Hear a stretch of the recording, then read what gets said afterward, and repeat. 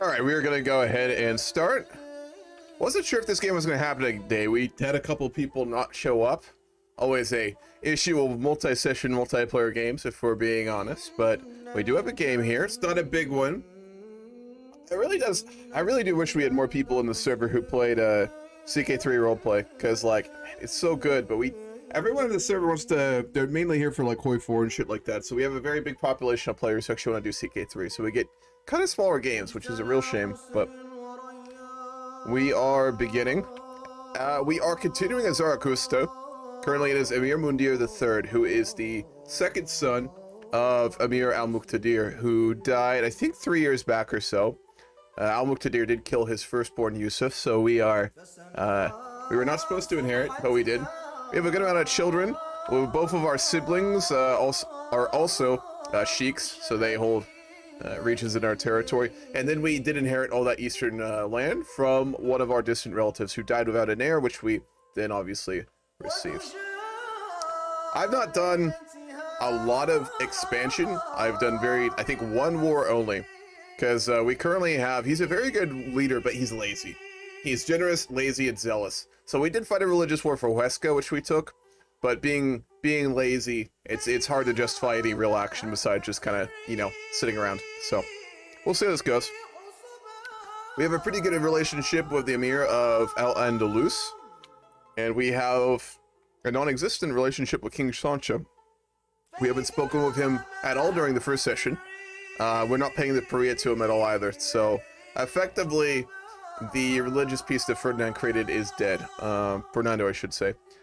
So this will be interesting to see how this goes. And currently, excuse me, the heir of Sancho is a zealot, and he's sadistic and ambitious. And the heir of the Emir of Al-Andalus is zealous. He is craven, but he's zealous and flagellant. So we're about to have two zealots in charge of basically the Muslim and the Christian world in Iberia. So things are going to get probably pretty spicy very quickly.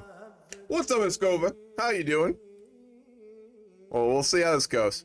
Our heir is not so bad. He's fickle, greedy, and impatient. He'll make a very good leader of Saraqustah, but he's not going to be warlike at all. We are definitely going to be pulled into a lot of these religious wars, though. I don't see any situation where we don't get pulled into those, but could be wrong. It's possible. We'll just kind of... It is a much smaller game than last time. We had a huge player drop-off, which is really unfortunate. Like I said, we need to figure out how to get more CK3 role players in the server. But there are still enough people, so I don't expect to do as much diplomacy this game, which isn't a bad thing, to be honest, but it is kind of sometimes nice just to play the game and relax. I do enjoy the roleplay aspect and conversations and stuff like that, but man, some games it's just like I'm always doing RP conversations and stuff like that, and so it could be a little much, you know. Just saying.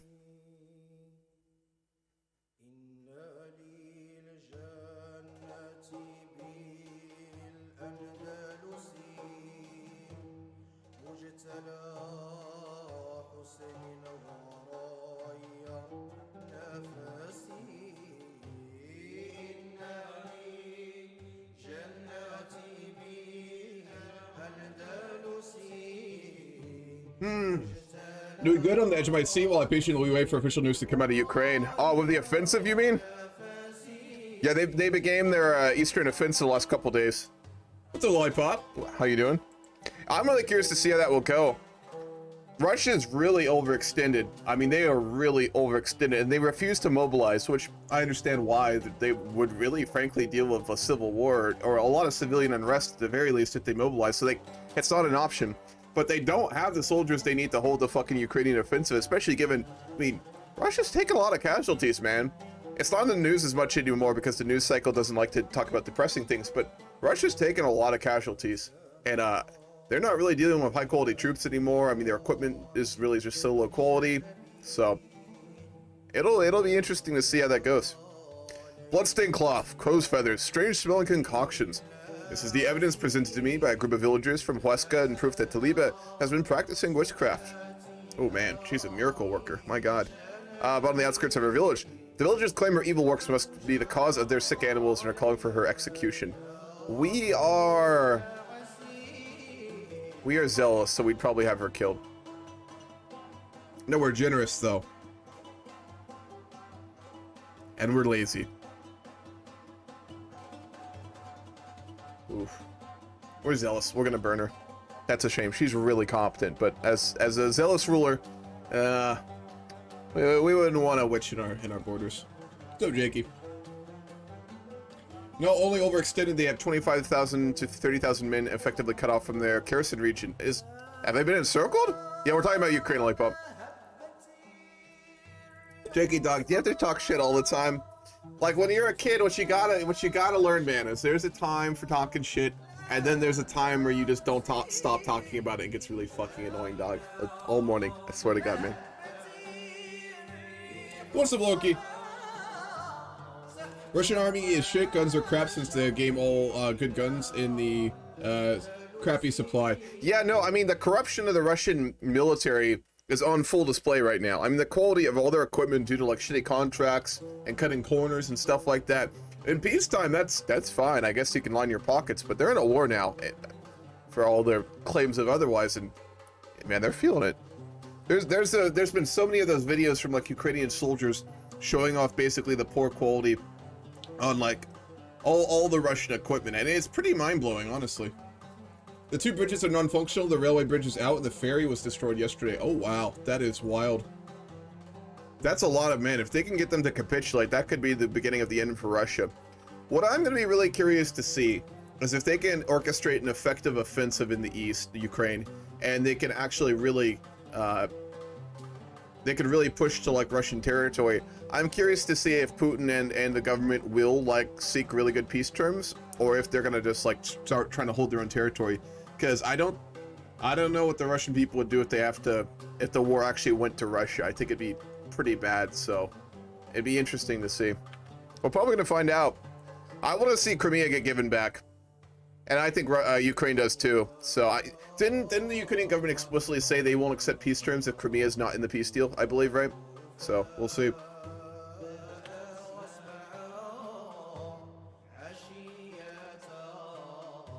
Russia, two options, peace or peace. There is never the big shiny red button. If Russia nukes Ukraine, they will be effectively cut off from the world for a very long time. They would be the international pariah. No one would trade with them, no one would work with them, no one would conduct diplomacy with them. The EU would permanently be hostile and close borders. Russia would be like North Korea, they'd get cut off from the rest of the world. Maybe China would work with them, but probably not, because China still does like to work and is trying to garner, like, you know, reputation in the international community and become a diplomatic player. And you can't do that if you're working with a power that nuked another country. So that'd be an interesting legacy for Putin. And Frank, I mean, that'd be absolutely horrifying as well. We've never seen nuclear warhead usage in a casual sense, right? So fucking hell. Yeah, I wouldn't say 100%, Chris. That's not accurate. India does support Russia for economic reasons. Modi's a nationalist, so he does support what Russia's doing, but to suggest they're fully on Russia's side is not true. A lot of it comes down to the really good gas prices they're currently getting off of Russia, among other things. So, yeah, India would no longer be friends with Russia too. I mean, they'd lose all their friends, even probably the dictators, because those countries have to be able to work with the international community, so. No, they can't. No, they can't. Yeah, China's in free fall right now. Most people don't realize that. It doesn't get covered by the Western news, man. It always blows my mind how little like Western news sources cover like the other countries and really important stuff that will affect us. Like China's economy is collapsing and it's not being properly covered, which it should be because it will affect all of us in the West. And this concept that like China's economy failing doesn't affect the West is just so fucking silly, man. And I've heard people argue that. I've had conversations with people recently who suggested that, and oh man, it's fucking wild. It's more than the nationalist India hating the West. I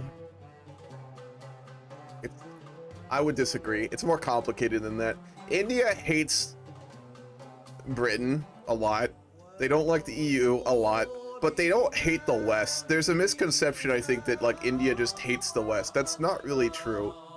They economically prefer to work with non-Western countries. They are nationalist and they'll work with hardliners like Putin because of Modi's government, which is, the BJP is semi-nationalist.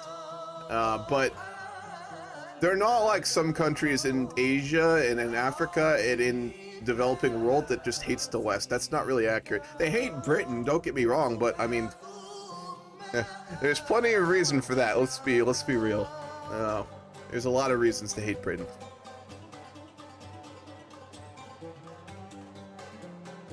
All right. I didn't want to think about how I was going to do this role play. It really sucks because one of the biggest people in the roleplay we were like doing stuff with is not here today, so we're a lot more limited.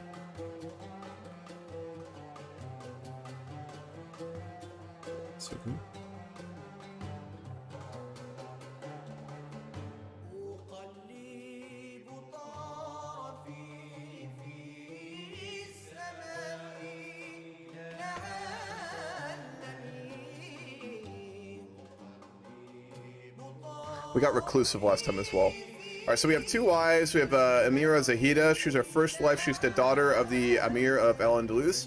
And then we have Amira Yisra, who is the daughter of the Emir of Valencia. So we have very prominent wives. I've been really role-playing him as a person who takes like no actions.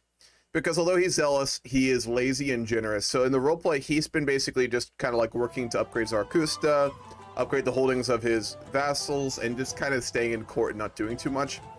With a lazy ruler, it's really hard to like take action, as 99% of the time they won't want to do that. So we're not going to be doing too much until our heir takes power or some other events start getting involved. Like, if we get pushed into things, we'll do it, but we won't go out of our way for it. And I had promised a war of Barcelona, but we'll see if that happens, given, again, he is lazy.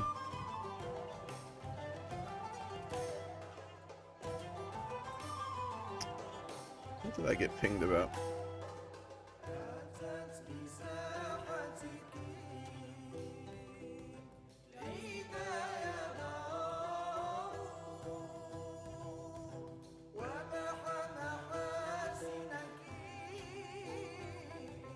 And my internet is really being slow. And I'm not even hosting today. Yeah, I saw Jakey. I wonder how Russia would spin it if Ukraine succeeds in Kherson. In a goodwill gesture, we told Assad to surrender. No, listen. All right, here's the plan. Those 20,000 men who got encircled and captured, they're actually all trained ex-KGB spies that will be infiltrating Ukraine at the higher echelons of power once they're captured. Okay, so it's basically a Trojan horse. That's what you got to understand. Putin is playing 6D chess right now. So just go about your life and keep paying taxes to the war. It'll be fine.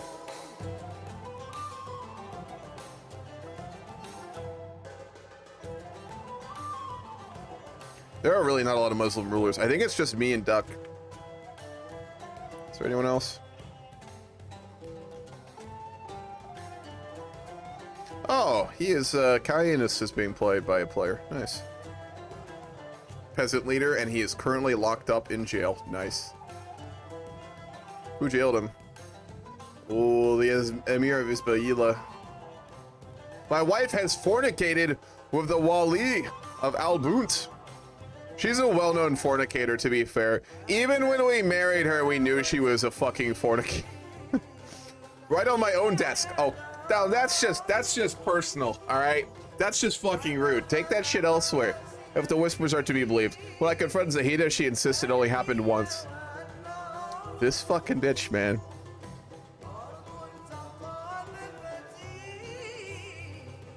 We're gonna throw her in prison. This is gonna get complicated because this is the daughter of the Emir of Al-Andalus.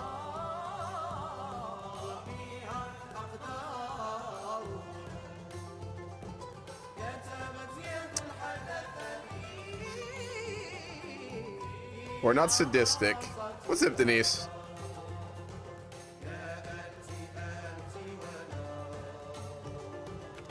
We're just gonna keep her in prison. I'm sure her father will probably come to us, or actually no, that would be her nephew, I think. Yeah, her nephew. The Emir of Al-Andalus is her nephew, so we'll see if he actually cares. Then again, she is a fornicator, and that probably looks very bad on his house, so we'll see what ends up happening there.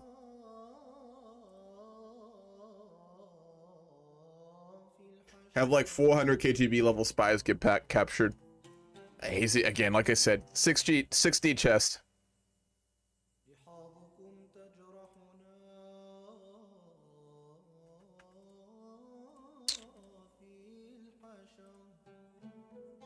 Need a court physician. Wahab. He's a giant with 3 martial. That's just embarrassing. I'm fine. I wasn't able to come for time. Because school is starting in 2 weeks. How you doing? Doing pretty good, Denise. Doing pretty good.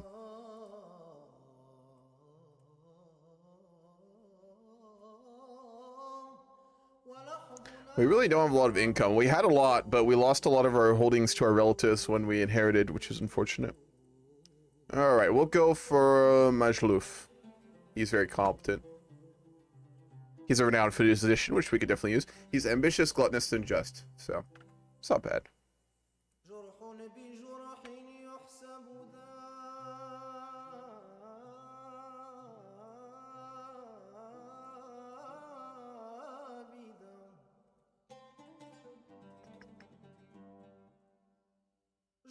I go see the roleplay channel.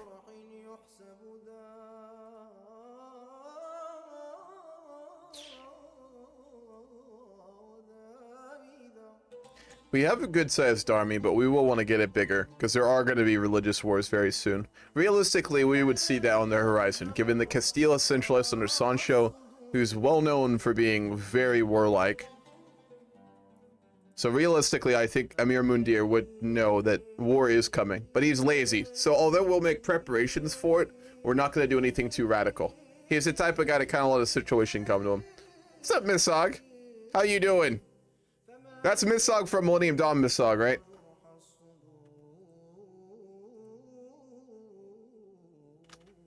Turn the music up a bit, too. I like this playlist, but its volume level changes so much.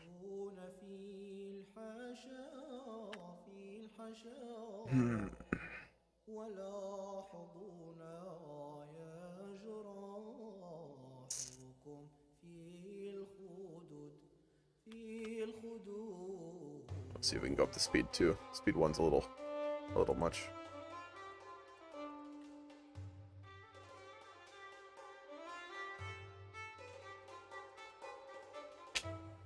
Got a coffee as well. So currently after Mundir, did I not get the Hajj?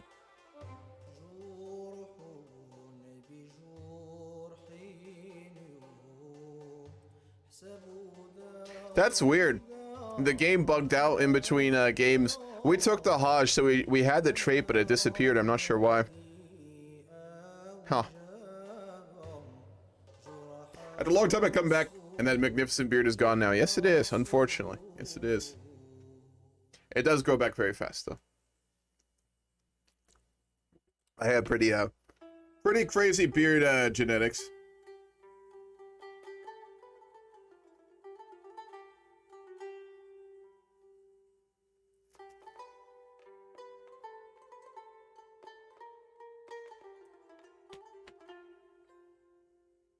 Hell yeah.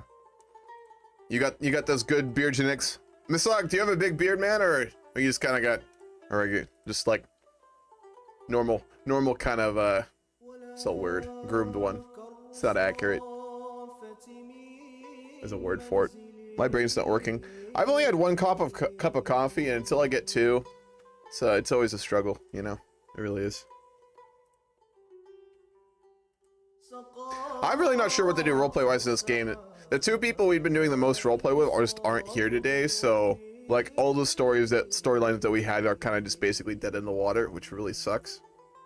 So I think we're just gonna kind of basically wait around in Zaragoza until the religious wars start, which will be pretty soon, I think. And I guess we are staying on speed 1, which is gonna be a little bit brutal. Or do we have a hot run? No. Merchant Empire mainly. Yeah, we are very much focused on like finances. Zaragoza during this time period was a trading city. I mean, Zaragoza wasn't known for being a military power. I mean, they weren't weak, but their power came from their wealth. Since Zaragoza kind of sits on a very like strategic trade route, in that you got all the trade coming from Europe and France over land, and then from the Christian kingdoms, of course. It goes through Zaragoza on the way south, and the same coming up, right? So we're on basically a crossroad of all of Iberia, meaning we're very wealthy.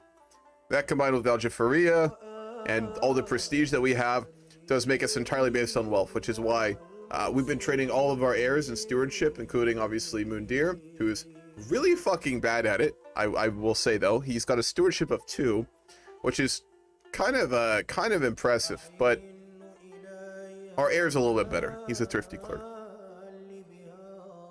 I'm beardless. My mustache grew 0.5 centimeters when I was 16. God damn, that's not a lot. Grows a full beard in a week. Yeah. Jimmy, how the fuck you been?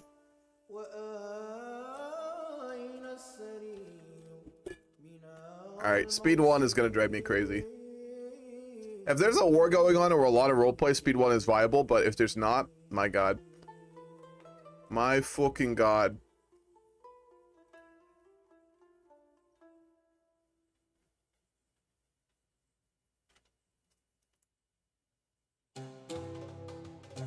Is it storming out?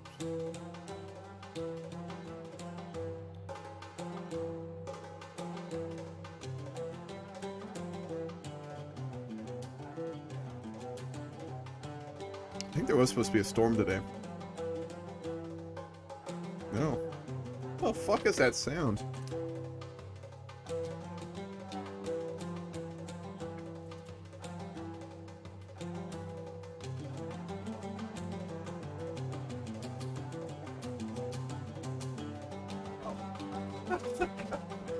So, I live in like a rural fucking town. Like, it's really rural. And I don't know if I talked about this. It's one of those towns, like when I moved here, I looked up like the city's budget because it's publicly available. It's one of those small rural towns where like over 60% of the budget of the city goes to the police. So while the sidewalks are just shit, the roads are full of potholes, local business dies because there's no like taxation cuts and things like that. And generally speaking, like to get from one side of town to the other, you have to cross an overpass where there's not a sidewalk on, and people get killed on it all the time. But the police cars are always the latest, like they're never more than 2 or 3 years old. We have a SWAT team in this town, and there's like a ridiculous amount of funding to the police. As a result, all public utilities and infrastructure is just left like completely unupgraded. So what happened like around 3 months back is... This real quick. Mastermind Philosopher. Oh, damn. He's not bad. Disputed heritage. Our wife was a fornicator, so yeah. Around 3 months back or so, the sewage system in my neighborhood gave out. So, the sewage system in my neighborhood hadn't been apparently upgraded or maintained or replaced, and I think around 60 to 70 years. It was absolutely garbage, pun intended, and it gave out. So there was like sewage that was like raw sewage was like going out like a couple blocks down and stuff like that. So they basically, it got so bad that it caused like a cave-in. So I'm on like a crossroad, like right over there, like four streets. And in the middle where like the sewage line is, it just literally collapsed. There was a sinkhole that appeared there one day from the sewage leak. And I'm talking a big sinkhole, 10 to 20 feet deep, at least 30 foot wide. It was fucking huge. And it was disgusting, like the raw sewage just like out in the open air. Gotta love small towns. And they wanted to replace it, but the city said they literally didn't have the money for it in the budget. They were like, yeah, this is a big issue, we need to deal with this, but the city budget currently doesn't have the funds for it, because again, like new police cars or whatever. And then they finally got the money for, after like a month, they figured out, I guess, how to get, I think they took a loan or something for it. And then they're like, yeah, now we have to wait for the equipment needed to fix it or whatever. So it's been 3 months. Anyway, they're fixing it right now. That's what that sound was. I didn't know they were doing it today or starting on it, so. Hopefully they'll be able to fix the sewage line. They're not fixing the whole thing though. They're just fixing a little bit of it. They're patching the problem, and then they're gonna fill in the sinkhole. So, woo! Sinkhole vlog win. I could make a video of it. I don't know if they're replacing it quite yet, but yeah, it's wild. You know, it does remind me of like a third world country. It just always pisses me off. I'm not really anti-cop. I'm anti-overfunding of police. And like every time I see a fucking like a 2021 fucking squad car go by, and then I look down and I see like a pavement and a sidewalk that hasn't been replaced in like 50 years, it's just like, fuck me. What the fuck? Anyway, ran over. Point being, they're fixing the sewage main that blowed on my road right now. That's what the sound was. I'll stop ranting. It's been pretty interesting though. Alrighty. Our second son is in need of a wife. Our heir Hussam, of course, has a wife, Ozma, who's albino. Forgot about that. So he is in need of another. Lumsi is beautiful. I think she would probably do very nicely for him. As a second son, he most likely will not inherit ever. I mean, he may get a few titles, but...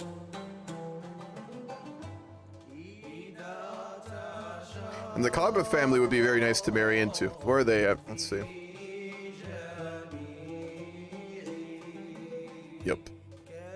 Well, we'll marry him. She's royal. She's of noble birth, so that'll do nicely. It's a good wife for him. They're filling the surface of a creeper hole. Pretty much, that's accurate, except like instead of a creeper, it was just raw sewage due to a lack of maintenance. At least it's not done by one of those towns where half the population works at the prison, the other half is in the prison. Oh, no. Oh, man. Okay, I don't want to give away too much, because you'll probably be able to figure out where I live very quickly if you connect the dots, but, man, do I want to go this in detail? Fuck it. There's 2 giant prisons where I live, man. Like, they're huge. There's this... I won't go into details. There's 2 giant prisons where I live, next to this town. And, so in America, unlike Europe, we don't do rehabilitated prison sentencing. Here, it's about punishment, it's about cheap labor. So there's a lot of like, you know, 20 cent an hour jobs at that fucking prison, and it's just brutal, it's horrible. But well, they have a policy that is wild, which is why there's been so many fucking murders in this town. It's actually one of the murder hubs of the US. That gets into a whole other thing as well. They dump people off. So like when they serve their sentence here at the prison, right? When they're done, if they don't have family or relatives to come pick them up, you know what they do? They open the door, they say good luck. And you know what they do? They walk down the highway into town here. So like sometimes you'll literally see just like clearly ex-prisoners just walking down the highway into town. It's like, yeah, that's smart. That's a good idea. But anyway, that's why there's so many fucking murders, and the crime rate in this town is ridiculous. If it isn't Hemu Bombay, how you doing, man? I'm doing good, Spoons. How you doing? Where do you know you live in the most important state in the US? Yes, it's so important. It's absolutely wonderful. But, which, I'm not gonna go into that as well, but on a very depressing subject, I currently have a stalker. I'm not kidding. That is actually terrifying. I've never had one, and God, I hope people don't get them. My God, but that's been really scary recently. I do have a stalker, and that shit is... Oh boy, it's scary, man. I won't go into detail, because that's real life horror, but anyway. That's what comes from living in a shitty town with crazy people. You're playing Kerbal. Nice, nice. Not Gary, Indiana, thankfully. That's a shithole. I'm not there. It's not quite that bad, but...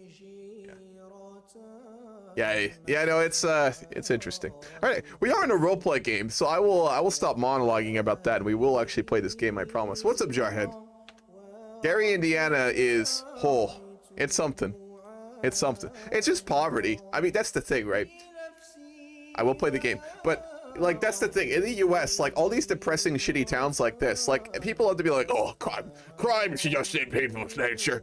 They're all just goddamn criminals. It's just poverty, man. People commit crimes 99% of the time because they're fucking poor and they don't have options. I mean, a town like this, where the factory work left 50 years ago or 40 years ago, like when we outsourced everything, my God, I mean, like in a town like this, you got like what, 3 options. You can move away if you're really lucky and go to college if you want to go into debt and just hope that things work out. Otherwise, you'll be worse off because of the debt. 2, you work a shitty minimum wage job your whole life and just live in constant poverty, and if you're lucky, you'll afford a house. Or 3, you do a lot of drugs and crime. And a lot of people go for that option, which, you know, I get it. I don't look down on people who are drug addicts or do crimes. I really don't, because, like, they don't have options. And, you know, you get into that life, and once you do, it's hard to get out of it. It's just fucking sad, man. But anyway, all right, this is very depressing. We will play the game, I promise. You lost the factory in the tins? Yeah. Yep, that's fair. Who is invading our territory right now? Someone's fighting a war.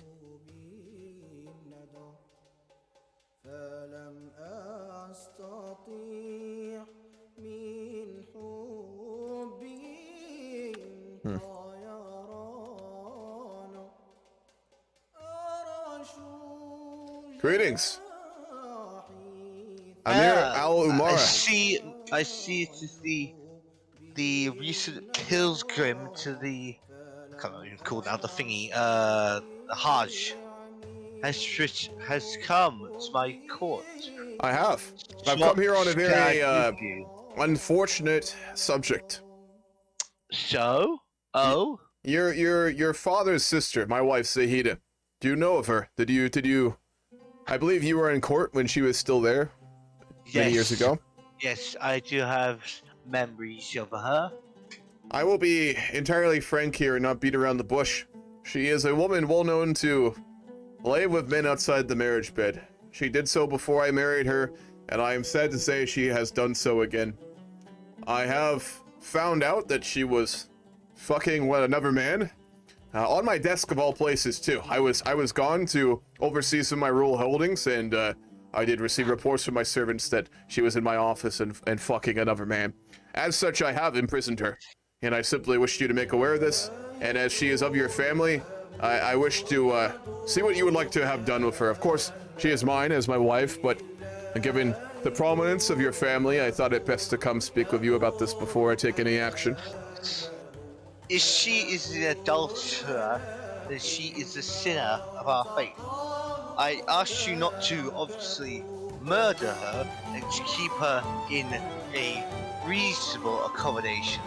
However, I will trust to execute justice fairly upon her.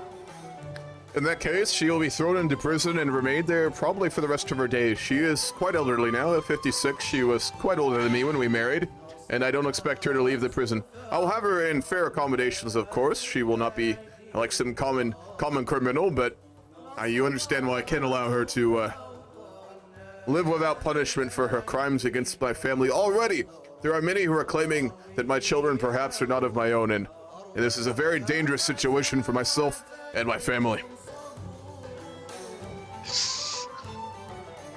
That is a very unfortunate situation you find yourself in. God, the voice hurt me.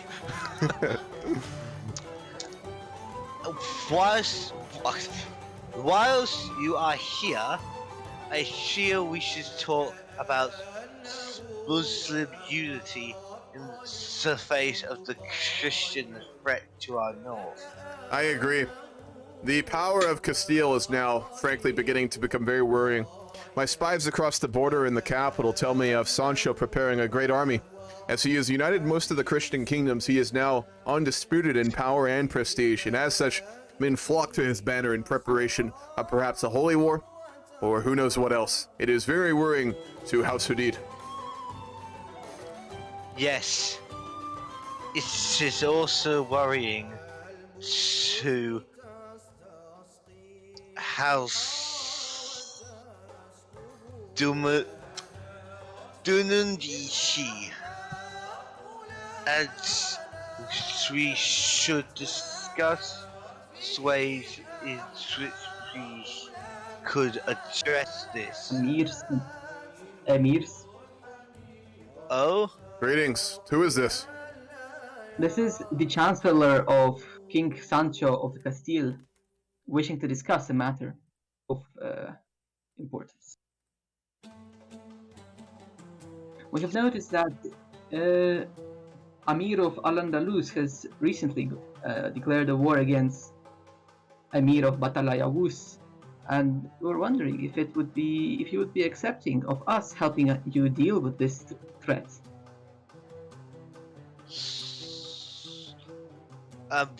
Why would you help us? I hope Amir Well, al-Umar would not consider cooperating in a war against a fellow Muslim with a heathen.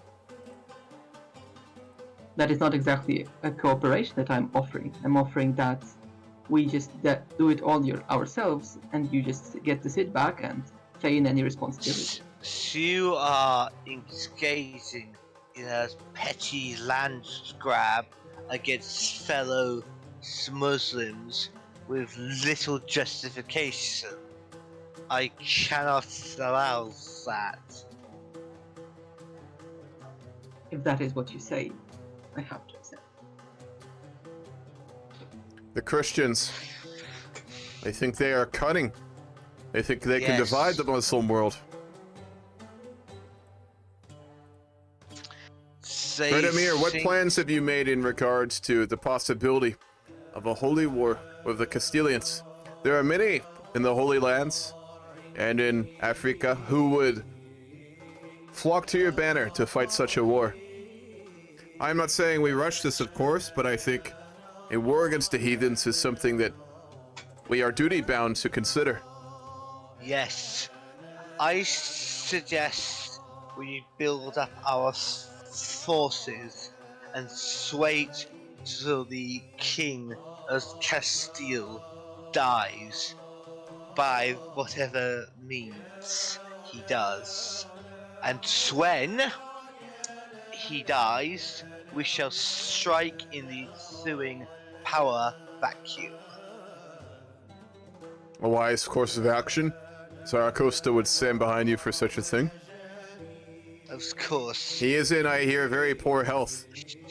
So the possibility of him not lasting for much longer is quite high, I think. Yes. Let us hope his vassals do not remain loyal to him. We should potentially cultivate relations with some of his vassals, maybe to stir To a work revolt. with heathens? Only temporarily. I will not involve myself in such a degrading affair. I must think of my eternal soul. But if you wish to do so, I will certainly not stand in your way. I worry the Christians will be able to leverage their coin and cowards to draw mercenary reinforcements and this other He is well faraway- known to be ridiculously wealthy. The court of Yes. Sancho is great, even without the Parias paid.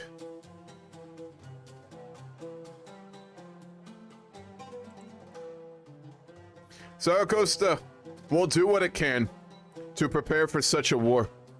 But with the peace between the Christians and the Muslims being broken, we do not make as much as we once did in our great trading city. I will do what I can, but know it will take time for me. Where once I had wealth to invest in a future for my people, now I must tighten the belt, so to speak. Understandable.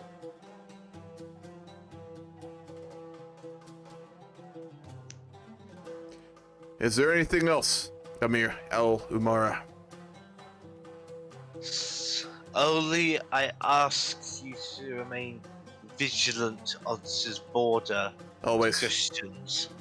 The borders are lined with watchtowers, which can signal an advance to the capital as soon as they are spotted. And I know I will always be able to call upon the help of your house in the event that the Christians ever cross the border. Yes. Wonderful. In that case, I will take my leave. May Allah guide you, my friends. I shall see you in the future. What's up, Svenska? Saraqustah is modern day Zaragoza. It was a really wealthy trading city in Iberia. It was really rich. They're like all merchants. We just got done having a conversation with the nephew of our wife who was fornicating. So she's in prison, and we have his permission to keep her in prison. So she's not coming back out. He talks like an ancient Donald Trump. You mean slurring his words and shit? That's accurate. Is there a lot of malls in other countries? There used to be a lot in the U.S. A lot of them have gone out of business because everyone's poor now.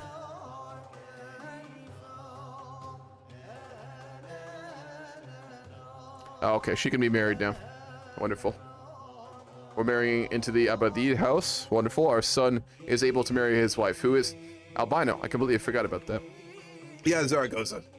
It's not a huge city in Spain, but it's a big one. It's got a lot of history. Very involved with like the reconquista, the Holy Wars, and there's a lot of history with it. So it's really interesting. It was considered one of the most like impressive and beautiful and wealthy Muslim cities in most of the Muslim world, besides like Granada and Baghdad, of course, and Cairo. So, all right, I have to go to the bathroom. I'll be right back.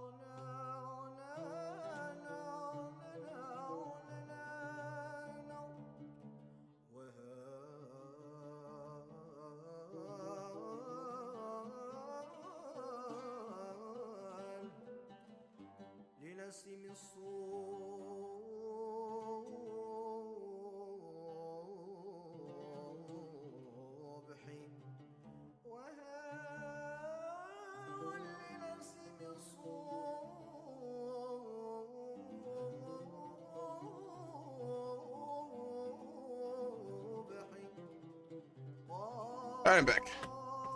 Was it the capital of the nationalist forces in Spain? No, if Foy is correct. Don't think so. Was it up in Galicia that they had their capital in the beginning of the Civil War? I don't know. I'm not too sure on that. But I would say counting on Hoi 4 for history is a dangerous thing. I will say that.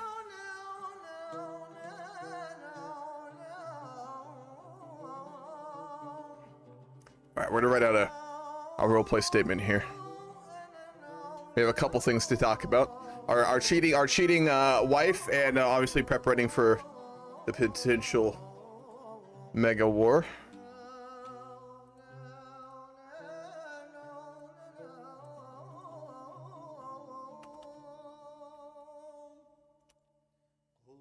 Rumors from Saraqustah. It is said that the Emir of Saraqustah has locked away his first wife, Zahida, for crimes against the vows of marriage and Allah. The Emir has traveled to Talaytullah to speak with her nephew. And clearly, he had no issue with this sentence, as when the Emir returned home, she has not left the prison. The Emir has many children born from her, and now their birthright is in question. Clearly, House Hudid has much to do to regain the prestige lost in this scandalous affair. Whether the Emir will take another wife is to be seen, though he is still young enough to have many more children.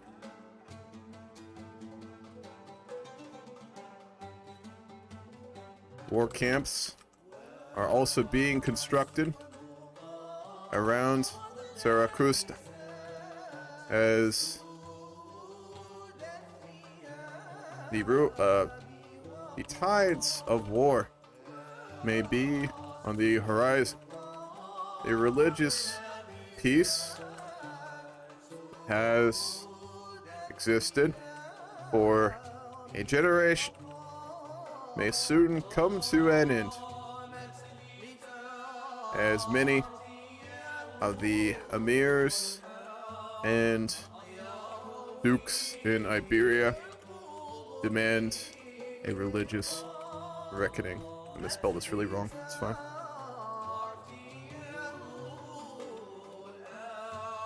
I cannot talk and type at the same time. It's kind of ridiculous. My brain just does not allow it to happen.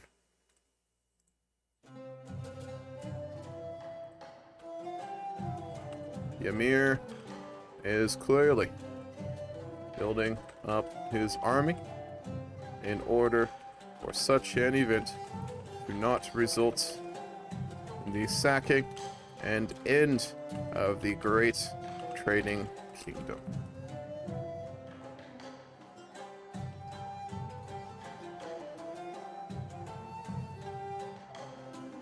Hamu, your town looks nice. You mean Saraqustah? Oh, that's a good picture. We'll use that one. And it's not a WebP file. My god.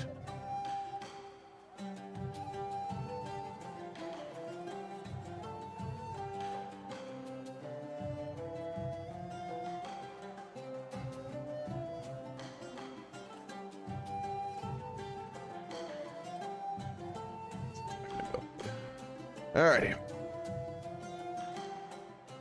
Hillsborough.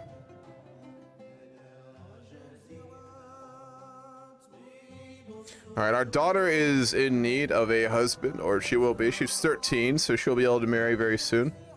Oh, no, it's a guardian. I thought it was a marriage proposal. What is she being trained in? Intrigue. We'll find an appropriate person. Our son is being trained in diplomacy, and we'll get the mufti to teach him.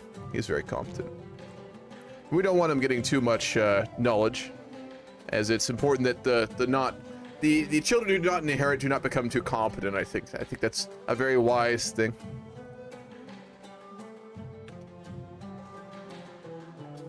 Are you wrong? That's a good question. That's a very good question.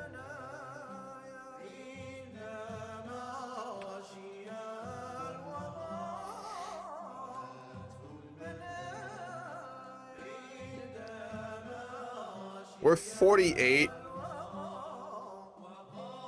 and we're lazy. Would we take another wife? Probably.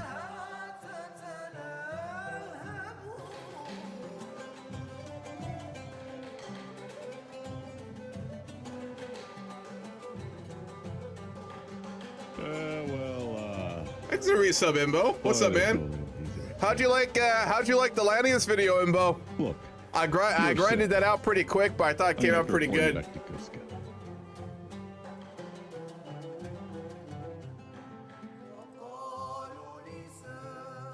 We're already married to one of his daughters, so we can't marry another.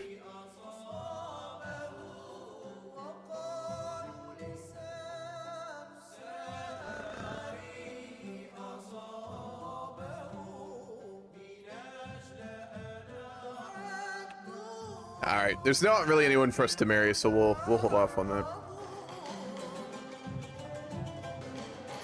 You liked it? Good. Glad you enjoyed it, man.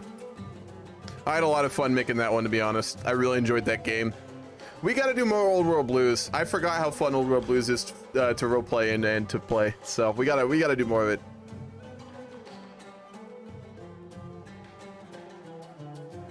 Appreciate it, dog.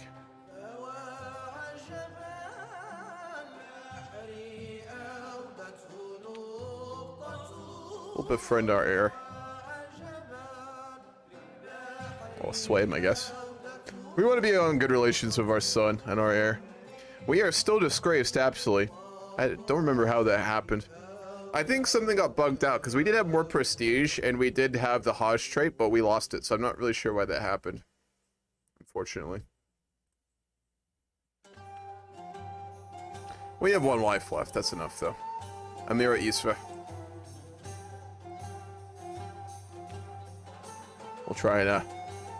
We'll try and focus it on our one wife, considering our other one is permanently going to be locked up. Oh my god, she became a lunatic.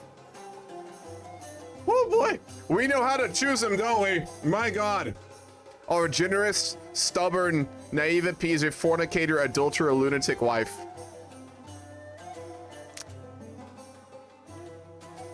Man, it seems to me that Emir Mundir really, he's similar to me in many ways, in that he chooses the absolutely worst people to fuck, I swear to god. That was my first Old Blues roleplay, and I liked it as well. Yeah, it was a lot of fun. Totally agreed. It really is perfect for it.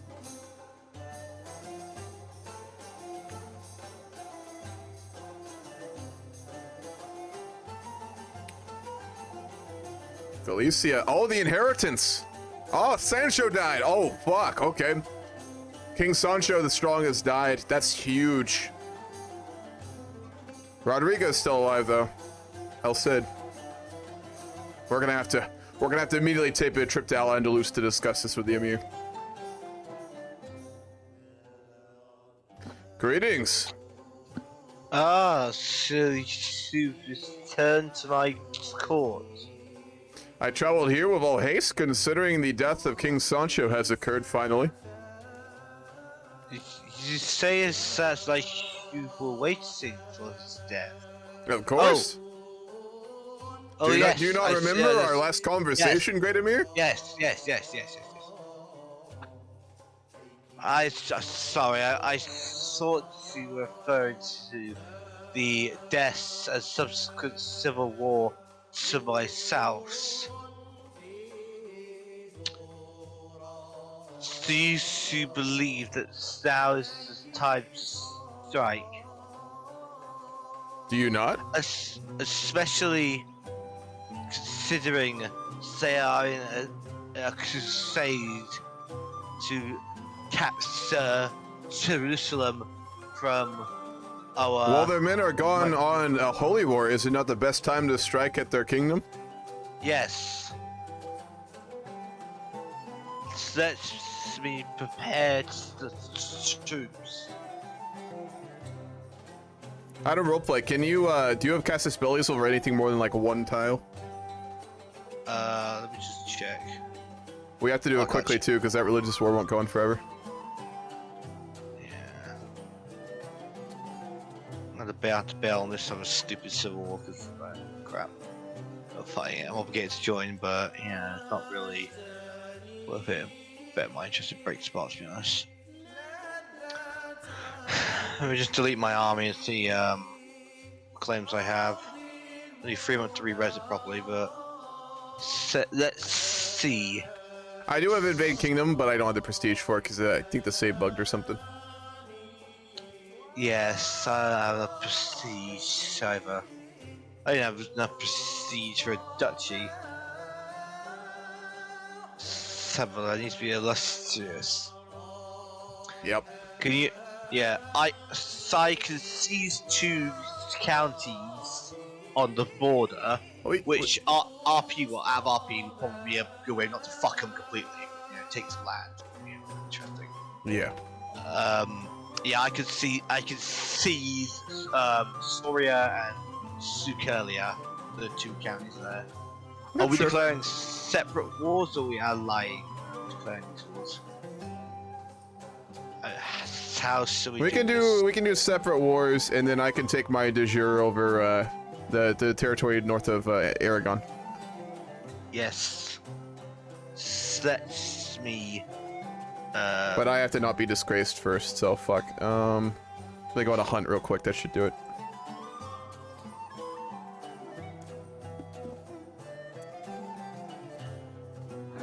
It is good to be king. That's very true. Yes. Rodrigo's like divide and conquer. Yes. So close.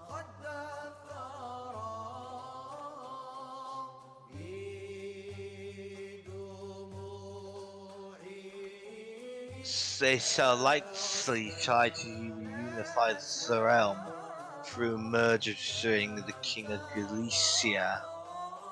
We should expect. I am no longer disgraced and am ready for a war. Shall we declare? Are you ready? Yes. We have to go and announce it. Are we going to? Oh no. Declare? Oh no. This is a surprise war. Okay. Are you ready? So I shall declare.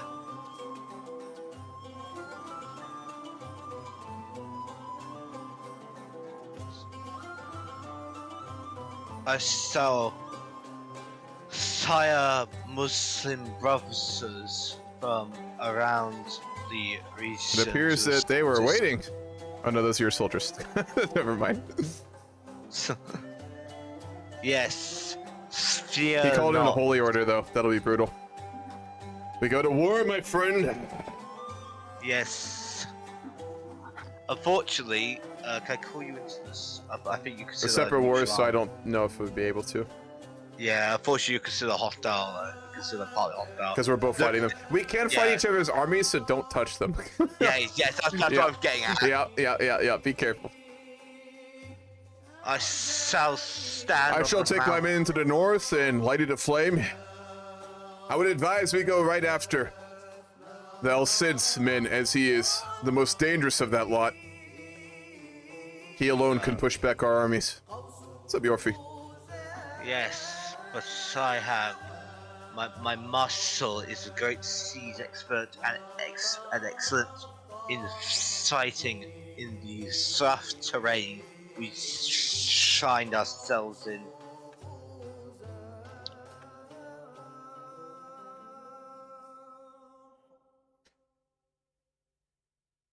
I will siege out Aragon and then go along the northern border. They will undoubtedly still have their men in the Holy Lands, if they are as religious as they say they are.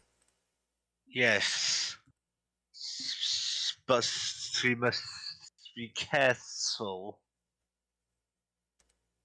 I will give you rumor if my scouts see their ships sailing down the coast, but I suspect we will be Yes. fine.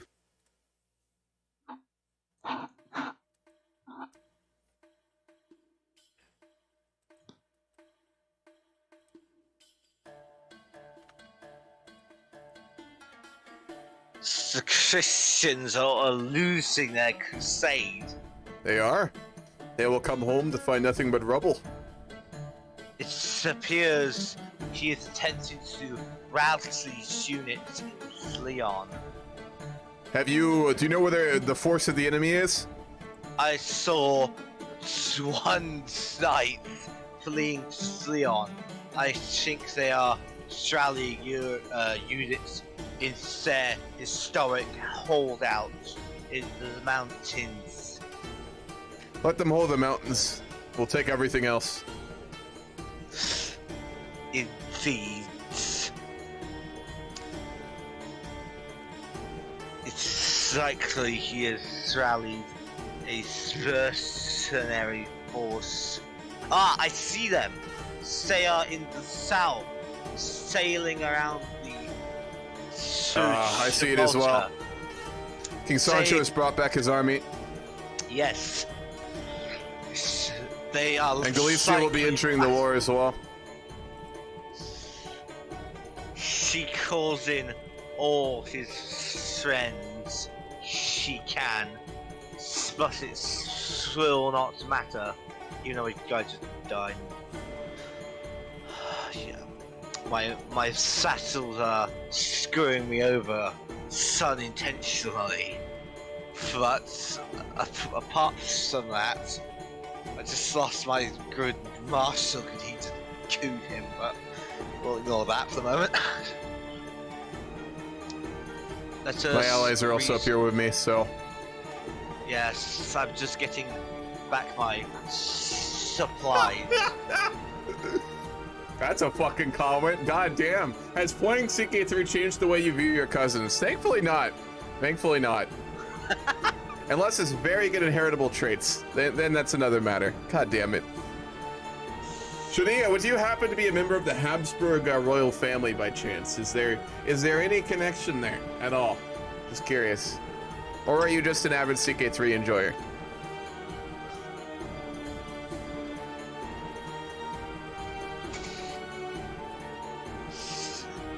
Their castles are very well defended, I must say. Here's a real curveball. Oh no. If that wasn't the curveball, my god.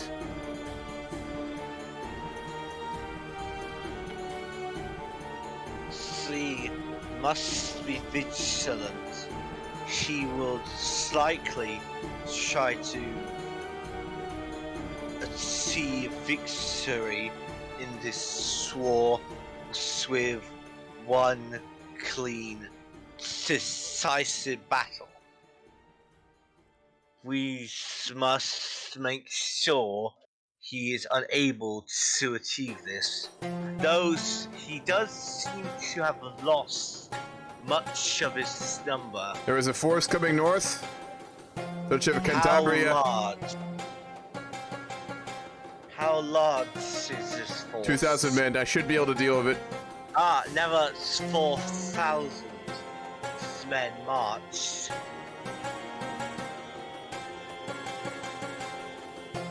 As the Taifa Isbaila has had their army caught by the enemy force. And it's no matter. Another force comes north. 4,500 Castilians have been spotted. I shall move to intercept him. Careful, it's a very large force. I am not at war. Barcelona is being called into the war as well.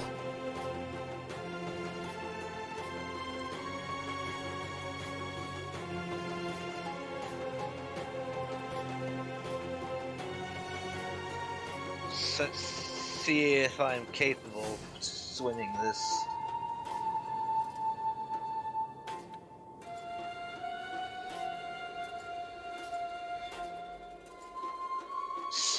I am crushing this army. You appear to be winning. Oh, he has called in the Castilians.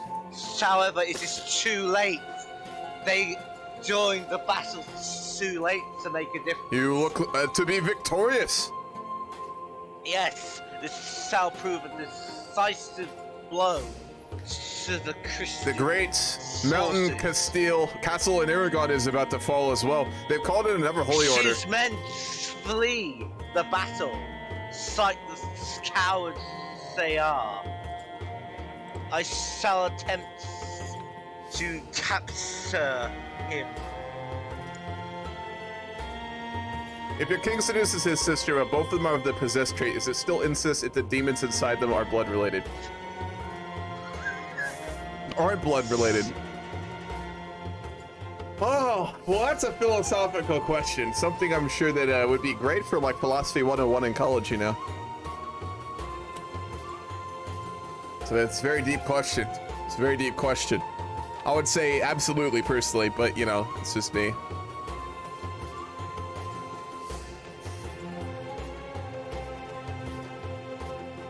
Sal goes to... We have taken Aragon and we have now moved on to Navarre. As soon as that falls, we will have a way through. Excellent. We must ensure that we retain good supply routes, as they are what make a war a victory or a defeat. And I will be taking over myself command of the army in Navarre.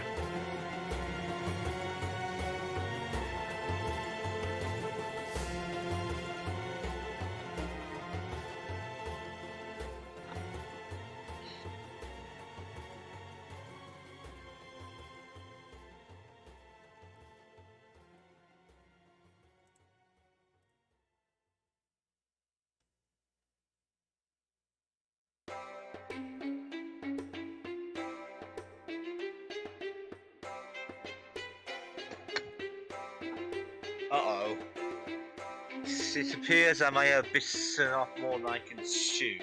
You did not foray too deeply, did you? I may have. Caution. So I shall attempt to withdraw. Spamming click button.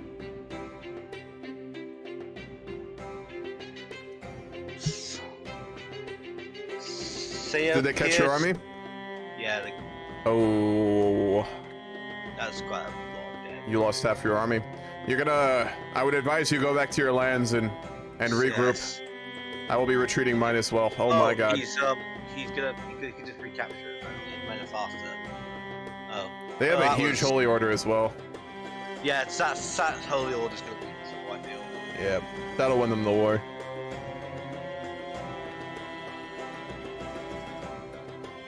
Because it says they have 5,000 maximum, they're running around with 11k, so... Yeah, someone hired the holy order.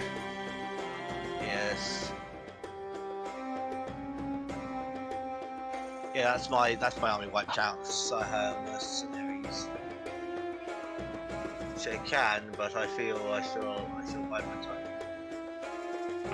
My great enemy is you fought bravely on the site of battles, but I believe that this war is now pointless for both of our sides. We're losing men for no just Allah gain. will grant us victory. You will only have your holy order for so long. When those men march off to another pointless war against our brethren, you will be left with nothing to defend your lands. Is this the way we truly feel? It's a matter of surely we should just stop this pointless warfare at this point. We have shown you that we are your betters on the battlefield. Our betters. Your betters, you rely on foreigners to fight your wars. You let We do not depend on your holy foreigners, orders we win will- your wars. We fight as one. If you did not outsource all your fighting men, perhaps this would have gone very differently, and perhaps it still will. The long-lost men of Jerusalem had to fight something else to fight for. Surely Of you course, misunderstand being that. so badly beaten in the Holy Land. Yes. Jerusalem remains Christian.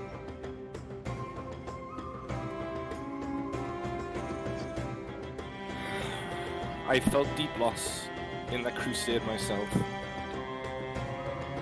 Survived shots. Your faith has proven false, for surely if your faith was righteous, then surely you would have been not. granted victory. It is shown that Castile is God's true land.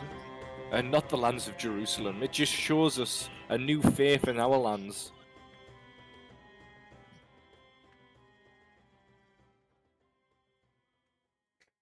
Saraqustah stands I'm defiant. here with permission from my king to back you on the fact of we should stop this senseless bloodshed. Being that at our roleplay he is brave and I am zealous, I don't think that'll happen. He'll have to fuck us up pretty bad. And then so be it on the battlefield. Very well.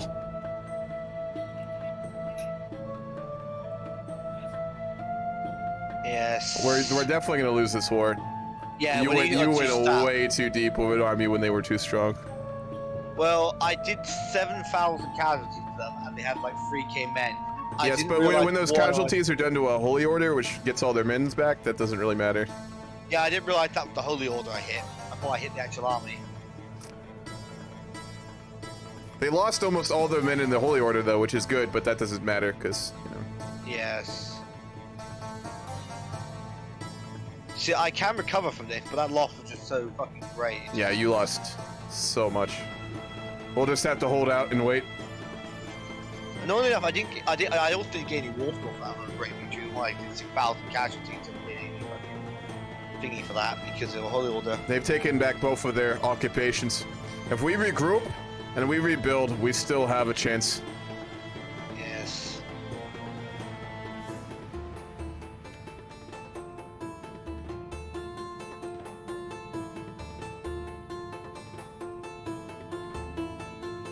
So I have to give him 600 gold. Annoyingly.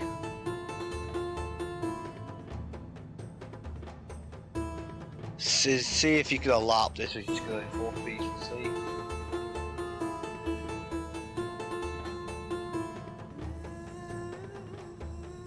It has become clear in this war, though, Amir, that when things are done, if we do not lie in total ruin, we must pursue the path of building a great holy order of our own, so the Muslim world may compete with the Christians.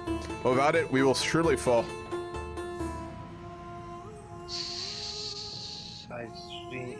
I must devote myself to Allah.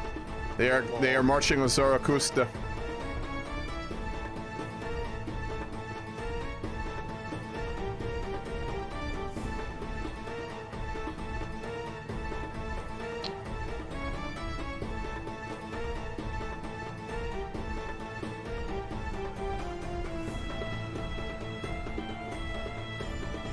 Amir of Al-Andalus, you are truly beaten now. You must submit. This is one you can win. So you will have to seize my capital before I surrender. Out of roleplay, mechanically wise, we've got you at 100%. I know you have. I know you have. Already? We're about occupation? Yeah, we got 2 battles. It's ridiculous. I clubbed his other army because of the holy order. I didn't gain any more score for it. I destroyed his other first army. Funnily enough, both holy orders are actually the Spanish holy orders. Oh, of course, you got 2 of them. That's what you want. Yeah. Yep, that's why. You Castile got got one, and the AI Galatia's made one, so... You got carried by those flipping holy orders. It appears we may have to seek peace terms then. Yes, I shall offer a white peace. Without men from Horror your armies were completely smashed down. Yes, but they have been rebuilt, and I can fight on if it's so required. If you want to pop up your armies, we could try and do one last battle and see if we can pull it off. Yeah, but no, Or we can shall peace. fight scorched earth tactics. If you're at 100% man roleplay wise, you would quit. So like, if you want to do a last battle, I could see that. But if not, you'd be piecing out. Okay. Well, I have. I'm trying to give you that roleplay get out on that. It's a matter of no, but we have you beat. Yeah. I confident I could win this war though, but yeah. Well, you got to go now because if you're at 100% dog, you got to do something now, or you got to piece out roleplay wise. Yes. So what are the terms? It will be the surrender terms, so you just pay the money and get the prestige drop.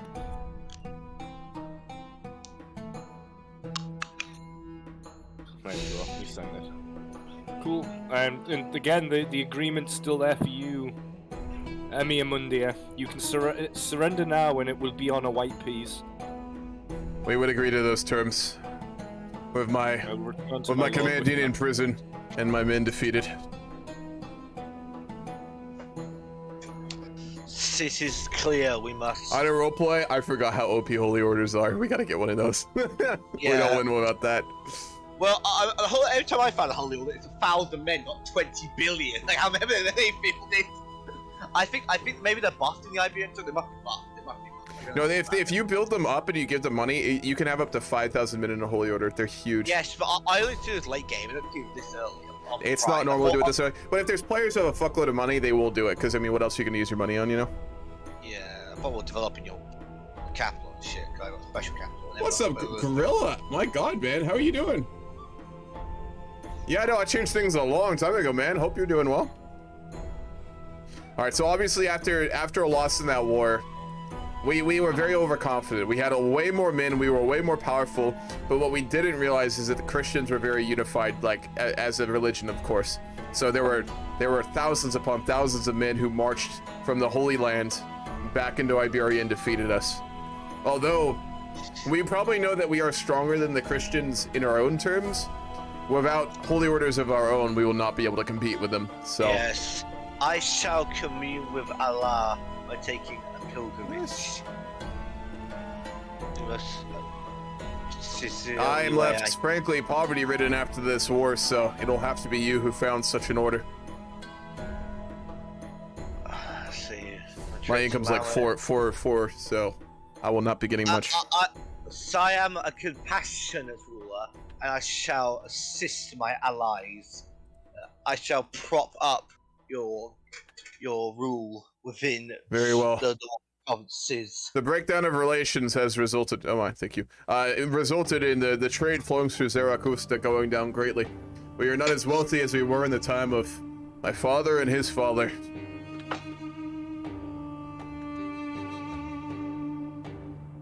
We must build up our holy orders. We must find strong allies. And when we take the fight to them again, my friends, they will find the full power of Allah upon their doorstep. Yes. Yes, it's a roleplay game, Gorilla.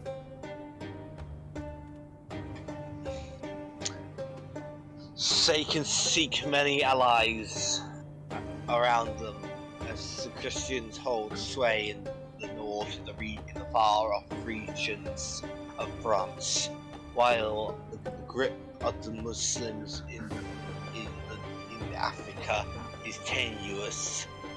They will have a constant flow of fresh crusaders to call upon, which must play our next actions carefully, as clearly demonstrated. I will return home to Saraqustah. I wish you luck in the worst to come, my friends, and may the light of Allah guide you. Indeed, as to you.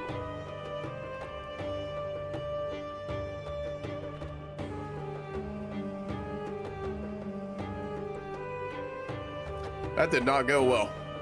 That did not go well at all. We gotta get a holy order. We cannot fight them without that.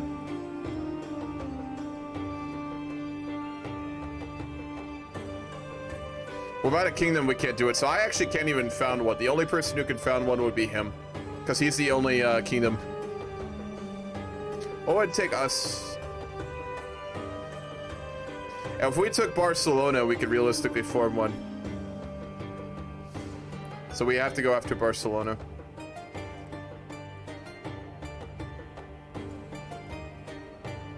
He is allied with Castile.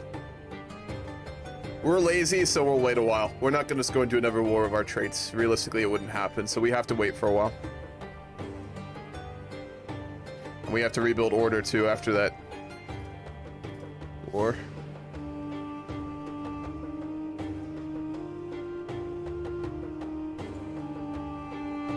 We actually didn't lose as much control as I expected. We don't make a lot of income. Which is weird, because we did before. I think it's the loss of all the holdings that we built up to our family members who really screwed us. Oh, it did, yeah. Did I hear what happened in Germany? I did not, Condor. What happened? Do you mean like Schultz calling upon like the EU to like totally reform to become like super centralized? Do you mean that? He wanted to get rid of veto power in the EU. I saw that, which I'm all for, but I assume something else. I take a guess and say it's not that though, Connor. I don't think you'd find that very funny.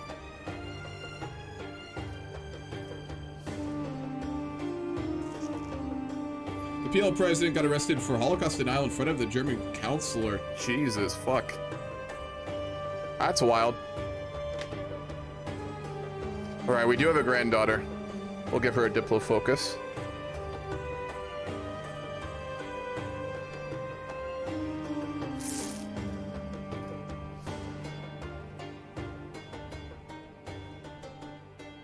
We have really, really weak heirs. This is going to be brutal.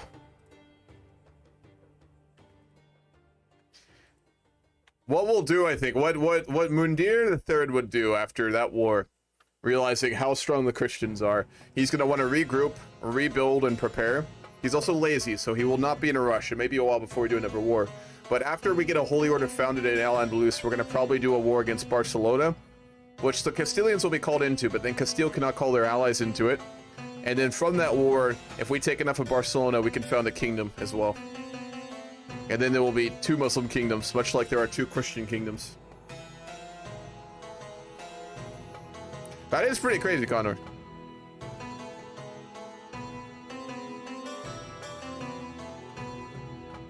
I feel like Holocaust denial as a German is pretty fucking wild. Like, I understand why uneducated dumb fuck Americans do it, because, like, they weren't properly educated and they're racist, but, like, if you're in Germany, you're pretty clearly confronted with the results of what that was, you know? It's like, why aren't there many Jews in Germany? That's weird. Whereas in America, you can't even find Germany on a map, so most of the time. So it's a little bit different, you know? He's a moderate. That's surprising.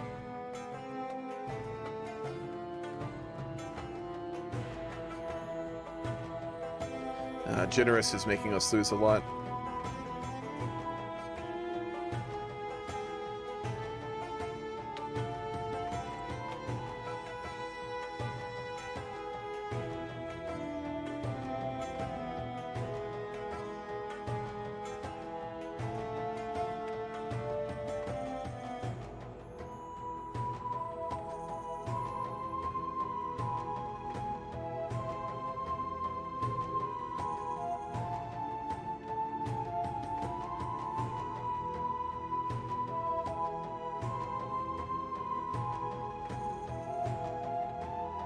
On the Palestinian president, yeah. So I got stuck on Facebook land. You still use Facebook, Svenska? Fuck. I go on Facebook like once a month, and then I'll browse my feed, and I just see a bunch of my old racist relatives from Idaho saying batshit crazy things, and I'm like, that's enough Facebook for the day. I just spit. That was disgusting. But anyway, yeah, it's gross. So Howard Schultz, the Chancellor of Germany, he's calling upon the removal of vetoes from the European Union. More or less the way the EU works. I'm gonna butcher this, so sorry to any Euro that actually knows how this works. There's the Parliament and the Council. The Parliament basically functions like a Congress in that there's elected officials and things can be passed through basically voting, right? However, you also need to pass a lot of things like foreign policy and things like that through the European Council, which is made up by representatives of all the EU countries, and they have veto power, meaning if even like batshit crazy Hungary under Orban doesn't want something to pass, they can veto it. And it effectively means the EU is very limited in what it can do. So Howard Schultz, I believe, is calling for the removal of the veto power, which would result in the centralization of the EU, which frankly, I think it's a good thing. It's how Europe becomes like not irrelevant, because you guys are very quickly going to become irrelevant if you don't work together. And you are with the EU, but it's really not enough right now. You guys are getting very quickly phased out of the world economic system. But if you centralize into like a really powerful EU, that's a very different story. So I'm all for it. I think it's a good idea. For what I've seen, I don't really like Schultz in many ways, but that is a good idea. So we'll see. We'll see if it gains any traction. I'm sure the French would probably be for that, but some of the holdouts like Hungary and folks like that, they would not want that. And it'd probably result in them probably trying to leave the EU, which isn't a bad thing. The EU needs to close ranks and get their shit together, so we'll see.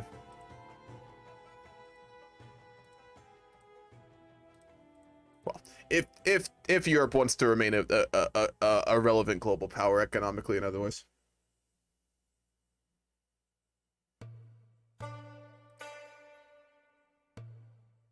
We lost so much prestige in that war.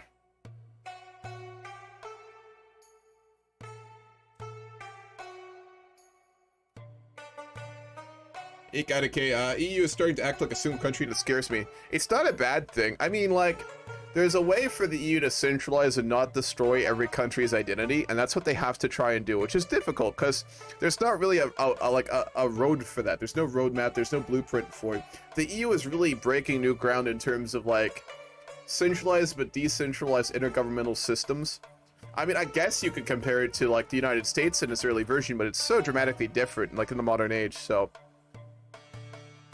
I don't know.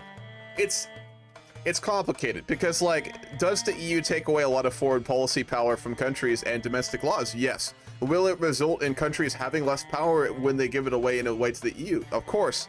Is that a bad thing? Probably not unless you're a nationalist. I mean, if you're really hardcore and you're like, oh, I'm all about my country's identity, I understand not being pro-EU because it will take away some of that. But I think people who suggested the EU will just wipe country identity and like make some big European like culture, that's not going to happen. Realistically, European cultures are too distinct, I think.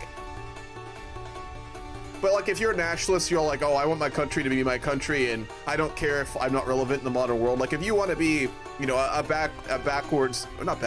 If you want to be an irrelevant country that keeps its national identity, I understand not being pro-EU. But if you want to be relevant as a European in like the space era, which we're about to get into, you're not going to do that by yourself. The future of economics and politics is going to be defined by the industrialization of space, and only very big, powerful economic blocs will be able to realistically invest enough to do that. America will be able to, China will be able to, India may be able to if they get their shit together, but individual European countries won't, even like the ESA and stuff like that. So they gotta work together, and that doesn't work if there's not a centralized EU. Anyway, ran over. What EU4 is doing this? How do you mean, Jimmy? I don't follow. Small brain don't compute.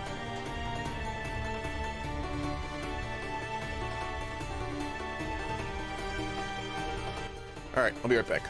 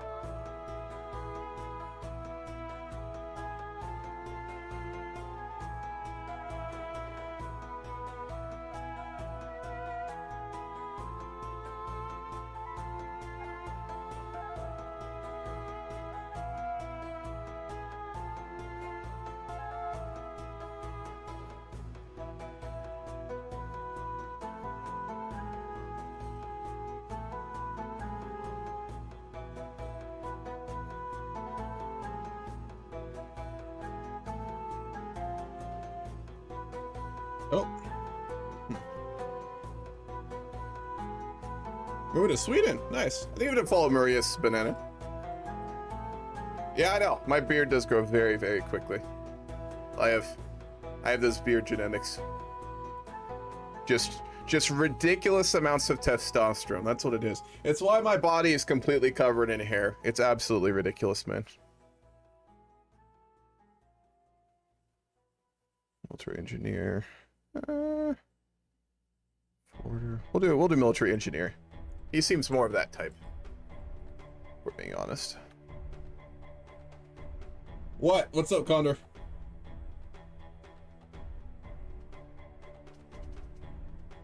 Oh, we're discussing the Holocaust denial, right? That's what we're discussing, I assume.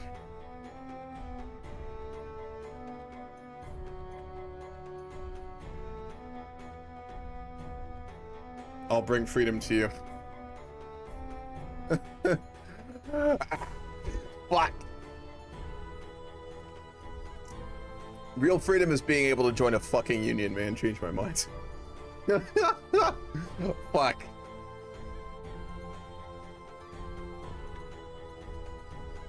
Alright, we're 54, we've gotten quite older. Well, we did become a hashish smoker, by the way. So we do a fair amount of... We're reclusive and a hashishia. So, what we like to do is lock ourselves away in our private study, smoke a bunch of hashish, and read probably like religious books. So that's what we're gonna be doing for a little while now. Because someone unbanned my third account. Why did you get banned, Denise? That's the real question.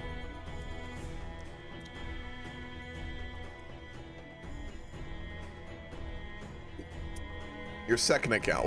What'd you do to get it banned? First off, let's start with that.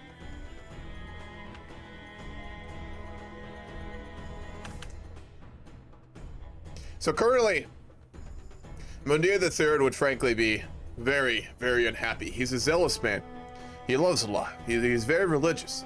And to have a religious war where we seemed so much more powerful than the Christians to go so badly would have done a lot to his spirit. Because he's also, you gotta remember, he's also lazy. So for him to even start a war like that, that was a big deal. I mean, the amount of religious conviction it would have taken for him to start that war being so fucking lazy would have been insane. So to have it go so badly means that he's probably now just like absolutely hugely disenfranchised. So much so, I think we actually probably wouldn't even start another war of our own volition. So we'll wait to do a religious war against Barcelona until our son becomes of age. The delegation from Lleida slowly files out of my private chambers. Our long meeting finally over. The petitioner begged for money to repair the crumbling walls of the holding, and I have invoked my lordly duty to help them.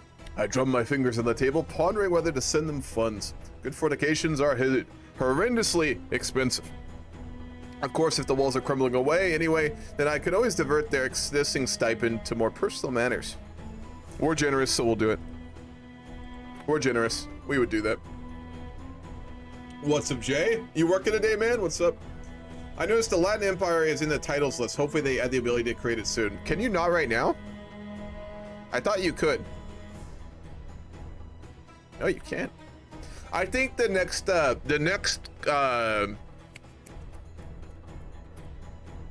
culture pack, that's not the right word. The next flavor pack they're gonna do for CK3 is gonna be Byzantine flavor pack, and they're gonna add a bunch of like Rome mechanics and stuff. I'm calling it right now. Just got back from a job interview, really. Jay, are you finally trying to get another job from the absolutely shithole you have? That's good to hear, man. How'd it go? I played some CK3 and after the third playthrough, I got tired of it. You gotta do, if you're not doing multiplayer, it gets really boring. Mods help, but like, it needs more content. They need more DLCs to make it better. But it is fun. CK3, in my mind, has the most potential out of every fucking Paradox game right now. If they make a couple more really good DLCs, CK3 will be the GOAT, I'm just saying. But if they fuck it up, it'll just kind of slowly die out like Embreeder. Everyone's only offering part-time. Yeah, that's how it is.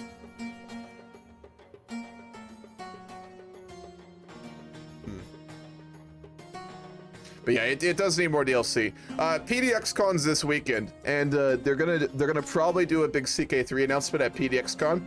Zahida just died under house arrest. Our cheating wife has died in prison. Good. A fitting end for such a horrible, irreligious woman. But we are gonna get a CK3 announcement probably at PDXCon this weekend. So yeah, I'm hoping we get some info on the new DLC. The next DLC in my mind is probably going to decide whether CK3 is going to be a good game or not. It's the second one that's really definitive, I think.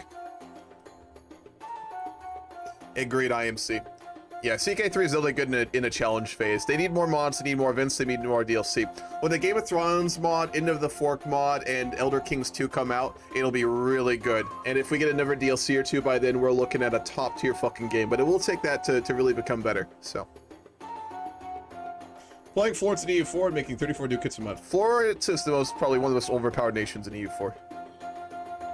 They also announced that Victoria 3 will be dropping October 25th. I'm really excited for that. I know the comp players are not looking forward to Victoria 3, but I'm gonna be real, I'm happy they're getting rid of microing. Microing is really annoying, and I don't really like it that much. I want to do like the economics, the population, the politics, you know, that kind of stuff. So I'm really excited for Victoria 3. We're gonna run roleplay games like as soon as that happens, including Day of. I hope the next flavor pack is either focused on Byzantine or Arabic. I agree, both would be cool.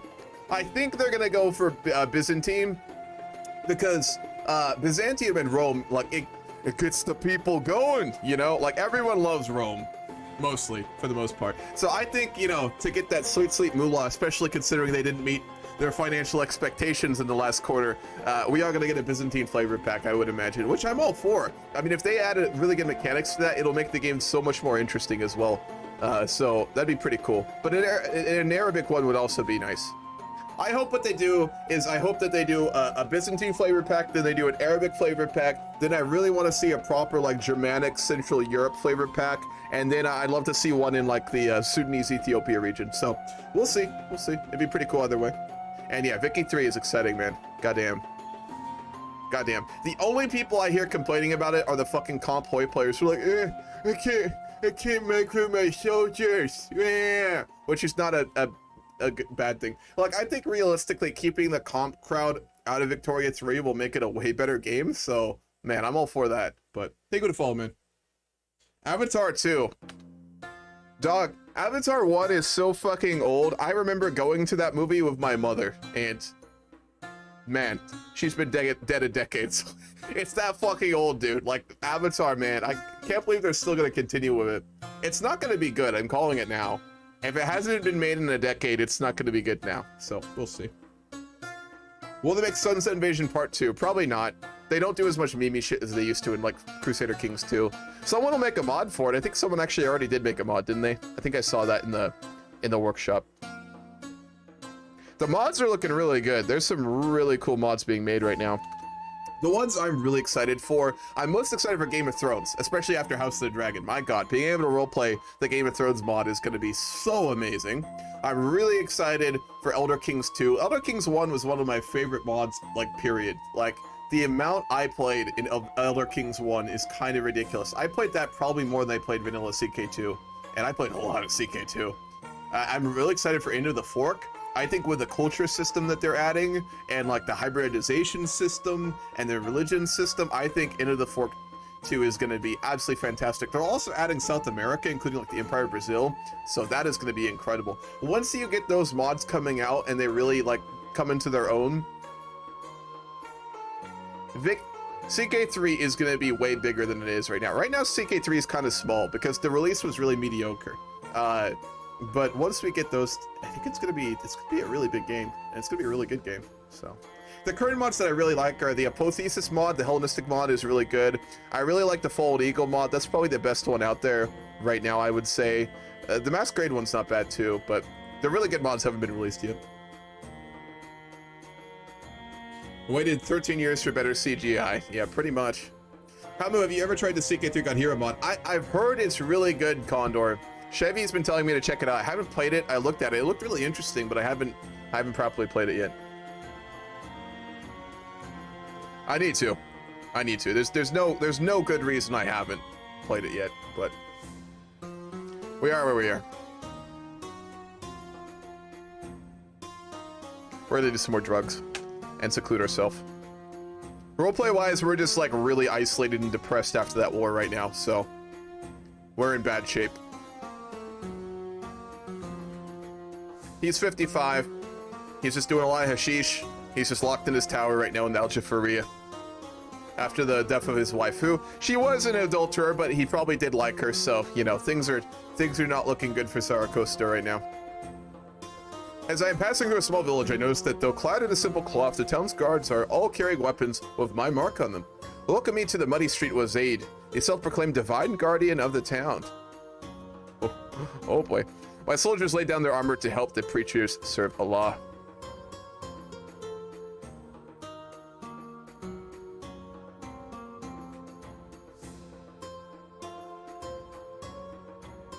We're religious. He says he's religious.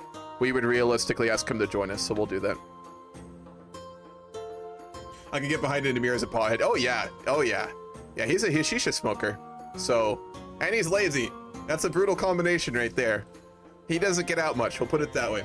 Approaching a lake, I spot a camp pitched on its shores. As I enter it, I am met by the sergeant in charge. My lord, our water stores are leaked while on the move, and our pack animals cannot make the march home without more water than we currently have.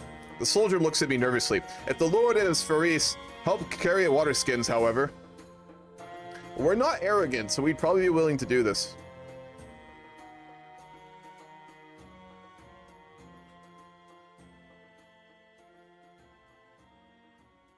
We're lazy, so we'll just let him do it.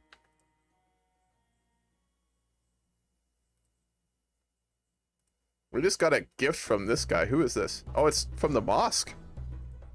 We're really religiously respected, so I guess the mosque just sent us 150 gold. Well, I've never seen an event like that before. I can hear an absolute ruckus coming from a roadside tavern. One of my Faris kicked open the door, revealing a room full of my wayward soldiers. My arrival makes them fall silent, stare down into their tankards with nary a word between them. The proprietor narrows her eyes. So you're responsible for this rabble. All right, we are generous, lazy, and zealous.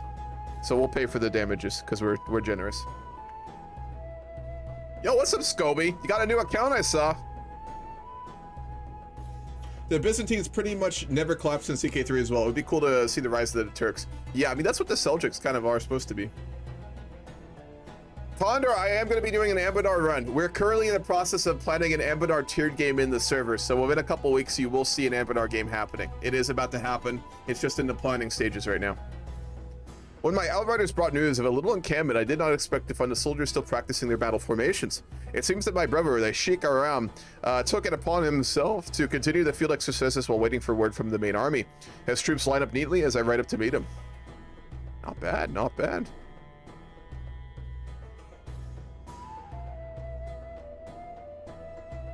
We're gonna overwork our soldiers. Nothing could possibly go wrong with such a thing.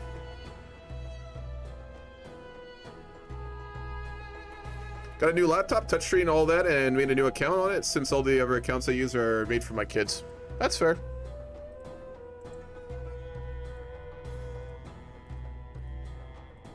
We are close to getting gallant. Wonderful. Why is everyone Yemeni? Mr. Meow, that's because House Hudid is a Yemen family. They're from Yemen originally. They came with basically the Caliphate. When the Caliphate was formed and they conquered their way west, our family went with the invading armies. A lot of the royal families and a lot of the soldiers that settled in Iberia came from the Far East during, obviously the invasions by the Arabs. So there was a huge migration of Arabic cultures to Northern Africa and then to Iberia. So we're originally from Yemen, which is why Saraqustah now has the Yemen culture in it, which is interesting. And we have gotten ill. We have a very good physician, thankfully, but we are very elderly now. And it appears that hashish is not helping. Yeah, no, a lot of them did. When obviously Muhammad conquered Arabia, pushed back the Sassanids, pushed back the Byzantines in Egypt, and created a massive army. A lot of soldiers came from obviously the Mecca and then Medina area, the tribes, but a lot of them came from Yemen and then the other Arabic tribes, and they made up the foot soldiers of obviously the invading armies. And when Muhammad and then the successors of Muhammad and the Caliphate conquered all the different regions they went into, they instilled obviously loyal governors, loyal officers, and loyal rulers in those areas. So a lot of the ruling families that then became very powerful in the regions that they conquered, which were, huge swaths of territory, were not from the local area. A lot of them were also Bedouins as well. A lot of the religious rulers at the start of this Iberia game in 1066, which wasn't accurately represented by the Paradox dev team because they were lazy to do the research, a lot of them were actually really like Bedouin, and because the Bedouins were like, they converted to Islam and became very religious, and it was a lot of their soldiers that made up the Tariq's armies when he crossed obviously into Iberia and conquered it. So you've got a real conglomerations of cultures in Iberia, which is one of the many reasons why it's so interesting, I think. I thought it was only the bedroom and the Levant Arabs. Nope, all over. All over. Yeah, there was a lot of Arabic influence. Can I click on Croatia? Sure. King Krasmir V. He is a wounded, brave, zealous, and greedy, charming man who is yet to come of age. My vassal, Wali Mazafaraiden, has arrived at court with a bandaged arm and a hunger for vengeance. He tells me that my son and heir Hussam has been running rampant all over Agramont. Your boy fancies himself a duelist. He turned up at my doorstep and challenged me in front of everyone. I had no choice but to accept. This is not the first time either. I am but the last of a long line of victims. Good lad. Good lad. Alright, we'll see if we can help him. Ah, aspiring blade master. Good. And we did not die of our illness. Wonderful. Wonderful. Allah is not done with us yet. May I make a suggestion to play as an Aminar? You can go, yeah, go for it. But we are playing mainly like in the Aminar area, so be warned. There's been like multiple civil wars. It's because all the main ruler died, and his like children have just been fighting it out. How does the Iberia struggle work? So basically, there's just like multiple phases, meaning that like you can solve the Iberia conflict between the Muslims and the Christians multiple ways. You can just have it all conquered by one force and convert it, but you can also cooperate with the different groups within it. Basically, there's a bunch of things that cause progress towards either of the different phases. Conciliation, which is working together, and hostility, which is just outright war. When you do certain things, different ones receive more of these. When you get to like 1,000, it'll enter a new phase. And like you can't go all the way down conciliation, so you basically make like a religious peace in Iberia, or you can go all the way down hostility where it's all conquered for one religion. So it's basically just the fact that you can solve the Iberian conflict multiple ways, more or less. Yeah, they did at the start of the game. Croatia was a kingdom. Croatia had been very powerful during certain periods of history. Yeah, you're not wrong. I'm Jewish. I saw that the new order mod for Hoi 4 looks kind of nice. Then I also read Little and saw that the creators of the mod are not big fans of me. I don't know anything about that, man. So I'm not too sure. Bears are Tansis because Phoenix Boys, or maybe Ruby Hold because B speak. I was thinking about Ruby Hold. Ruby Hold was at the top of my list, actually. Our son Al-Muqtadir has come of age. He is diligent, just, and callous. Not bad. We need to find him a good wife.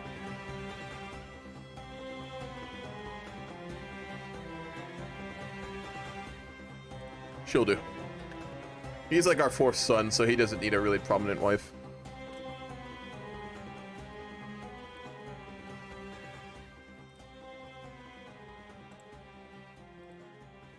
Vicky 3 does a release date, the 25th, yeah. It'll be exciting. I hope you guys are ready for a lot of Vicky 3, because I'm ridiculously excited for that game. So I'm going to probably put a lot of my other games on hold just to play a lot of Vicky 3 when that drops. So be warned. You're going to be seeing me doing a ridiculous amount of Vicky 3 roleplay. I'm also going to grind it out like really hard at the start, because I want to make a tutorial series for it on YouTube. So there will be a lot of Vicky 3 when it drops. Be warned. All the years since man involved Croatia has never attacked or invaded any other country, just defended its own land. Really? That's interesting. I did not know that.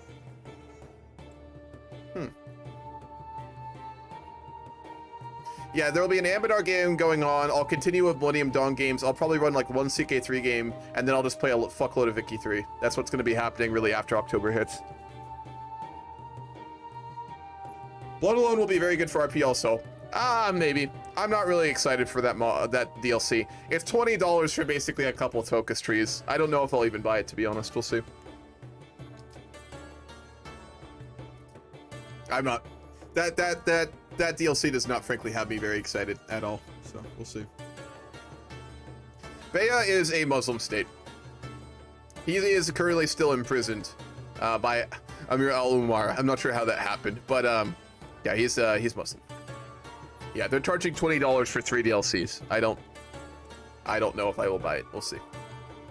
I don't need to either, because I pretty much only play Hoi 4 in multiplayer and I don't host, so we'll see. Are there going to be any EU4 games besides Ambinar? Yes. We are working on finishing a couple scenarios for non-tiered EU4. We got an HRE one in the works, and we got a couple others. So once those are done, we will run more EU4 games as well, vanilla EU4. So yes, absolutely.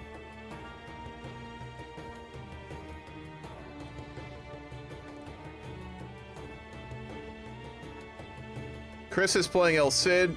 He's still alive somehow. Hastening is the son of King. Oh, we got Jihad. Wonderful.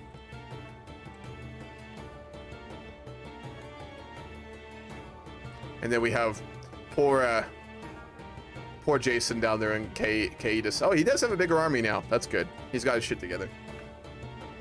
No, we will do full world EU4 games, but we're only going to do them for tiered games. I've really been enjoying EU4 and Hoi 4 RP games, but one thing I haven't seen a lot of is Stellaris roleplay games. I've been doing them on Fridays. They're a lot of fun. Stellaris is made for roleplay. We didn't play the last 2 weeks because announcement wasn't put out for the game, so no one showed up for it, but we are continuing that Stellaris game this Friday, so yeah.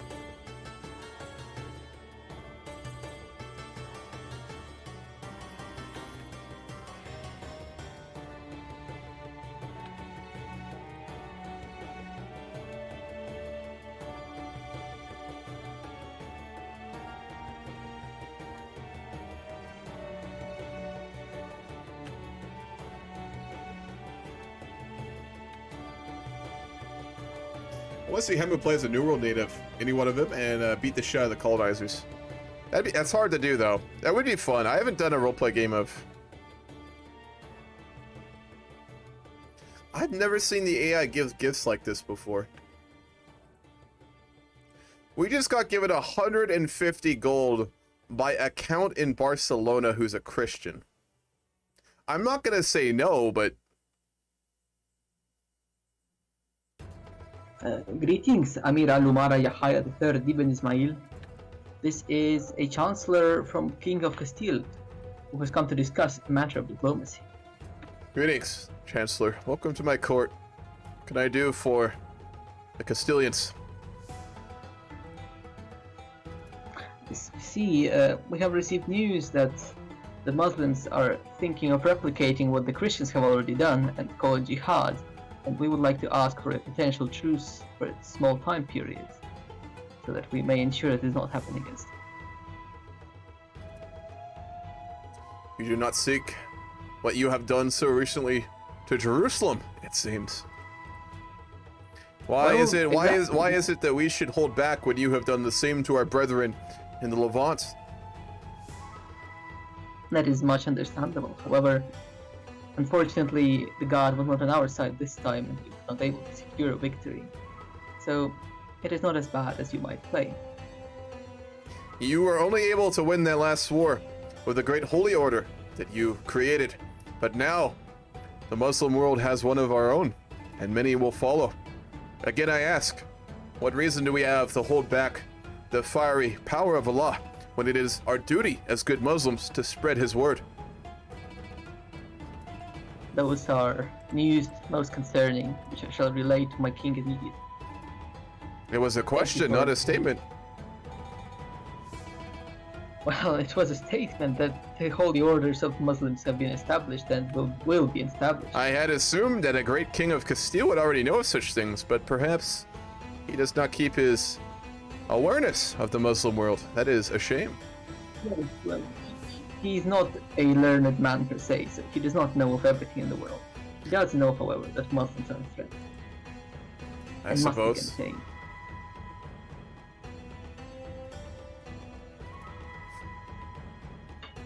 In any case, I Very thank well, you if for there's your- nothing else. That is all. we're able to seduce the Grand Master of the Muslim Holy Order because he's homosexual. Nice. Nice. We are heterosexual though, so it wouldn't happen. That's really funny though.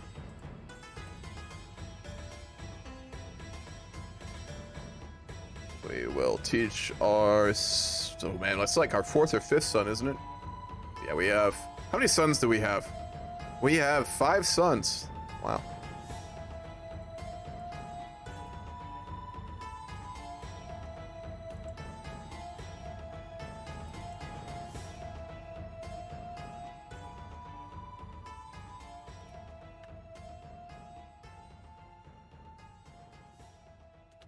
The Serbs are around. They're just incorporated into Byzantium. That's all. Hello? Yes, Ah, yes, Emir. I like to the north. Come to Great our- Emir, greetings.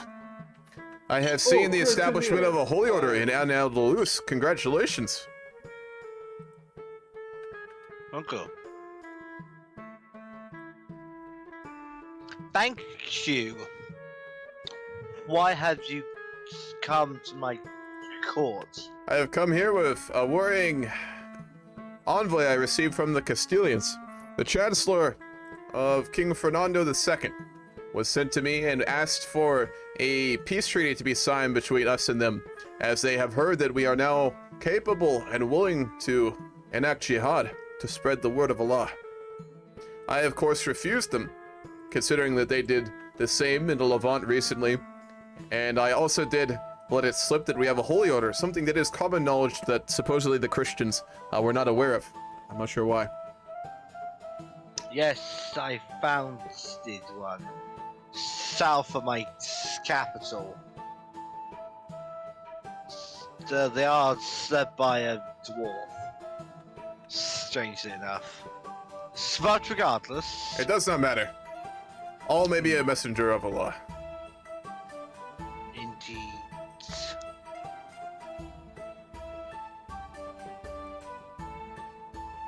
So, why is this of concern? I wish to make you aware that the Christians are perhaps weak. They wish a religious peace, though I find that strange as they have grown very, very powerful. I Yes. did also wish to say that we no longer have a treaty that would require us to go to war on each other's behalf, given the death of Zahida in her elderly age.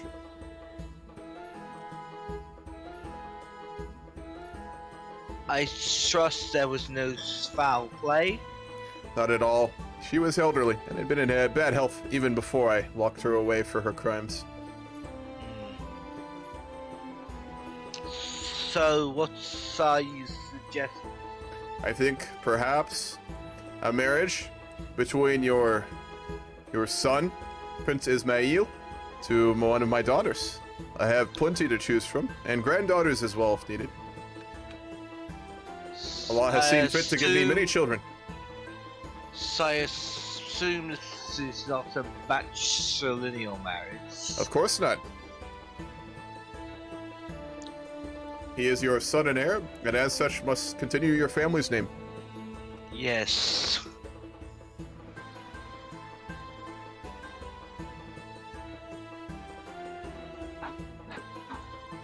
Let's see.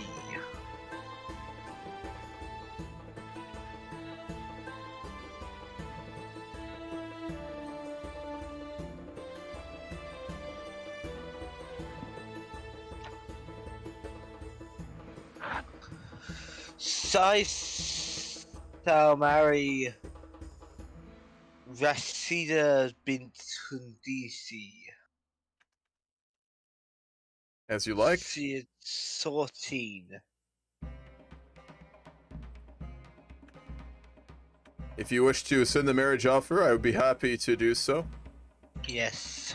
Very well. Our houses are bound together yet again, my friend. Yes.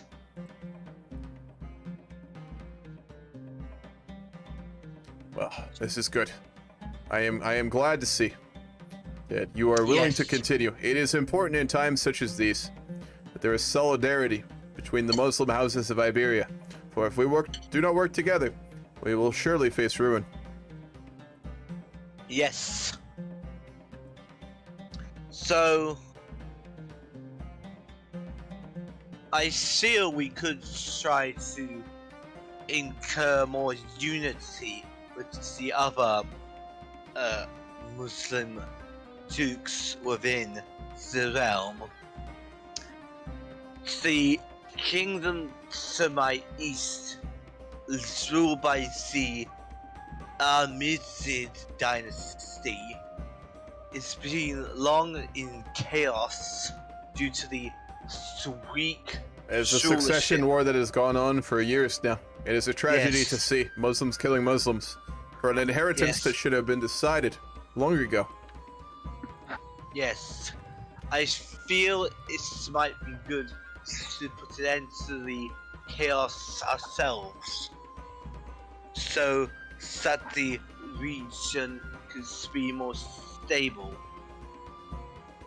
You wish to interfere then and put it to an end once and for all.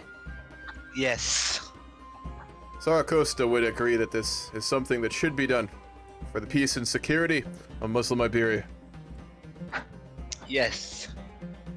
I am preparing the. I currently am very overextended with familial relations, but perhaps if you betrove one of your daughters to Emir Ismail with your backing, he would surely be able to consolidate his position and stabilize the region. Yes. So I was thinking about that. It would be a wise and pertinent course of action, I feel.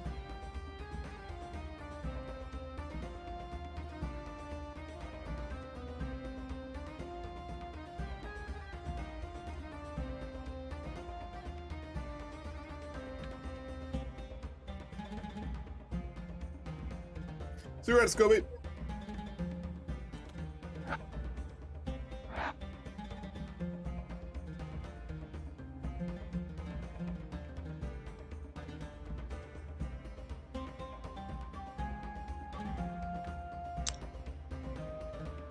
It appears the Christians have gone quiet for now. Disturbingly quiet. As I have said, they did seek a truce with us. Yes. Is there anything that Saraqustah can do to help the Holy Order expand? As it is pivotal that we allow it to grow strong enough to offset the two Holy Orders that the Christians now have at their back. Yes. Is it possible you could found your own? I would need to be a kingdom. Right now I am only a taifa. If we were to start a war with Barcelona and incorporate them into a single kingdom, I think I would be able to do so. I think this is the best course of action to stop you being attacked from two sides. The Kingdom of Barcelona, to one left, has lost its alliance with Castile. Well, that was Jason. I think he had to go. If you have a Dizor Caspelli, We you do. Could, We do. I think, Oh, he actually just died. It's the Duchess now. yes, Guarded. I suggest you push your claim. If the Castilians want to fight, I shall be there to support you. I can't invade the whole kingdom though. I could only take Sobrarbe, which would be a little bit. Duchy, can't you? I could take Barcelona. Yeah, just tell a bunch of Barcelona, like, yeah, that should be that's form of kingdom. It's a holy war, is it a de jure claim? It's a de jure yeah. claim. Okay, so they can't just wholly intervene then. No. Yes, that should be. I don't. I wise- still have like negative 400 prestige though, so I'll take another prestige hit. Yes, but it may be best for the stability of the realm. Very well. Given that we need to take action or the Christians will surely destroy us, I will prepare for war. I'm out of Yes. roleplay. I'm gonna wait a bit though, because again, I am a lazy ruler, so I wouldn't just take immediate action. Yeah. He would fuck around for a while. Let's be honest. So Boring? Cool. Fuck off. I'm quite happy with a tiered MD game after 8 years of preparation and revolution has already begun. in France, are you gonna do a civil war, Jay? Dude, me and Imbo have been talking so much shit on each other about that game. Our DMs are just a series of like fucking shit talking. Are you gonna do what I suggested, Jay, about that wedding? By the way, are you gonna do the red wedding on the Turks in France? All right, very well. Amir, I will be back. Also, are you eating when you play? Because I always hear that sound and I wonder what that is. It's like the clinking sound. Yeah, I'm eating right now. Sorry. Okay, yeah, no, you're fine. I'm just always wondering because like we've roleplayed before and I heard that sound. I'm like, that sounds like a fork on a plate, but I can't tell what the fuck that is. If it's a problem, I'll stop. No, you're fine. It was bugging me. I was like, what the fuck is that? Is that what I think it is? The lead. She caught the leader of Sai. He was eating dinner. Fair. All right, I will take my leave. Hit a full Zark. So he is lazy. He wouldn't just start an immediate war. We'll wait a little while, because again, being lazy and given probably the amount of hashisha he's been eating and or smoking, we'll wait a little while, and then we'll do a war with Barcelona. The global revolution, is that in your focus tree, Jay? I know France has something along those lines. What do I know about a Halo lore? I know a fair bit. I read a bunch of the books when I was a kid, and I was really into lore, but it's been probably close to a decade since I was like really into it. It'd be really hard to with the royal family being there. No. I think you misunderstood me, Jay. I wanted like all of that to happen, not just one. Like all of that. You know, if you get my drift. If you catch my drift there, including the Brits. You know,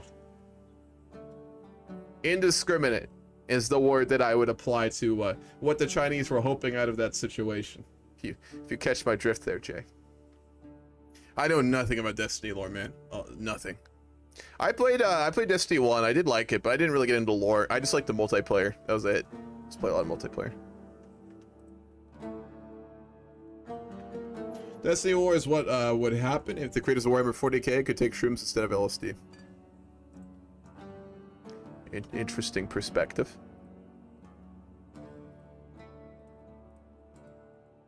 Alright, I'm gonna make coffee. I'll be right back.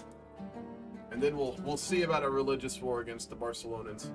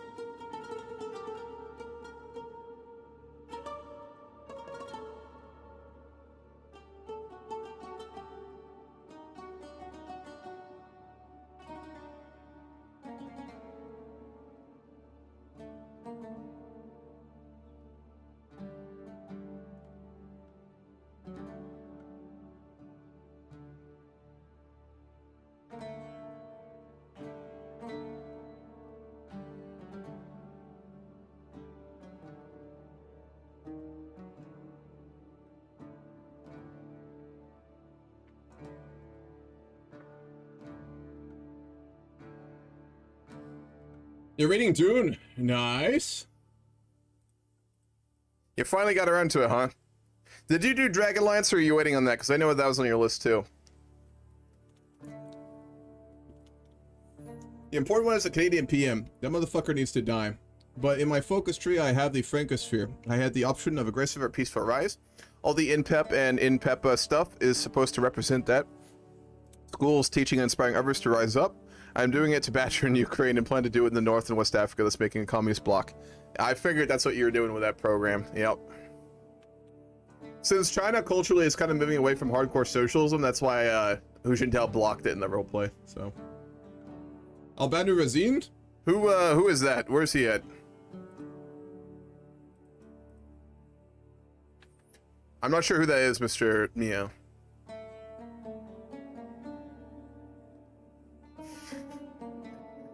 I'm sure the FBI agent also did a double take, Chris, so you're not alone.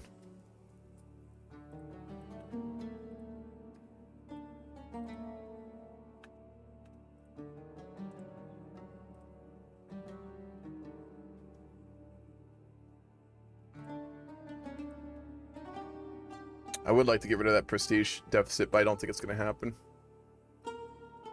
I will hold off on it. I kind of wanted to wait until our son comes of age, because realistically being so lazy and reclusive and kind of stuck in his ways, I don't think Mundir would probably start this war, so we'll just hold off a little while. Oh, yeah, okay, yeah. Wali Yahya, he's really strong. He owns literally one province, but he was powerful. He lost his whole army. That's weird. He had like 1,400 soldiers, but I guess he lost them.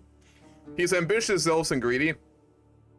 His traits have been similar enough to our leaders this whole game that I haven't gone to war with him, because realistically he's a fellow Christian, and fellow Muslim, and he's really religious. So realistically I thought that our leaders wouldn't fight him, and we haven't, so.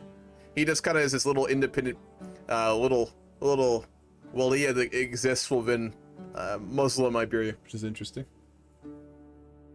He's literally running over my fishermen over with his boats. Then his government gave them fucking shotguns. That Cabu alliance or whatever it's called has been so weird. Alright, we're gonna consume more hashisha cakes and seclude ourselves again. We're losing a fuckload of prestige, but it's fine. I don't mind. Mundir is a little preoccupied. Wonderful. We're now in a hashish stupor. We have drugged ourselves into a stupor. I mean, that's what I'm gonna be doing at 60, man. Unless I'm just like super poverty-ridden and have to work all the time, I'm definitely gonna be in a hashisha stupor at 60. Just saying. Why wouldn't you be, honestly? I just want to play Skyrim and do lots of drugs when I retire. That's the plan. It's been fucking me since they formed. Yes, they've been pretty hardliner, and they really dislike US France too. So, yeah, it's been interesting to watch.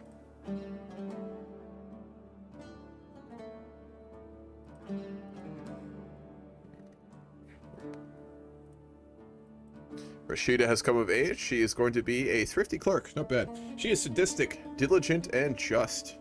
Very strong. Kind of terrifying. Our own daughter is a little bit scary, I'm going to be real. I think our generous, lazy, zealous Emir would probably be a little intimidated by our daughter, given how energetic and sadistic she is. Emir Mundir III, the crackhead. Pretty much, Adelmeyer. It's not quite crack level drugs. She's just a little more chill, you know? But she isn't really intense. Well, it can be. Hashish is a very European thing, man. I'm sure that you can get hash in America. I've never tried or had it offered to me. I can't tell you how many times I have been offered hashish by shady dudes in Europe, though. Like, my God. My God. Every Mediterranean city I've been in, I have been offered hashish. Which is pretty funny.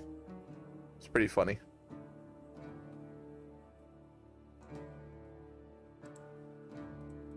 We are being very successful in converting Saraqustah to Islam.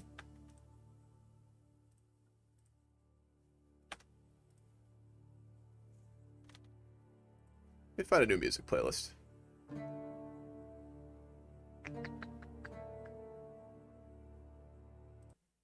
think this is a good one, if I remember correctly.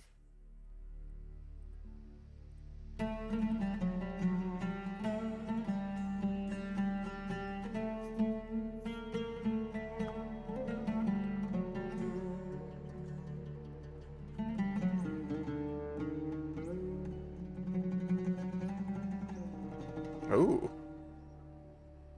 Amir Rawas is at war with the Wali of Albanu, Razin.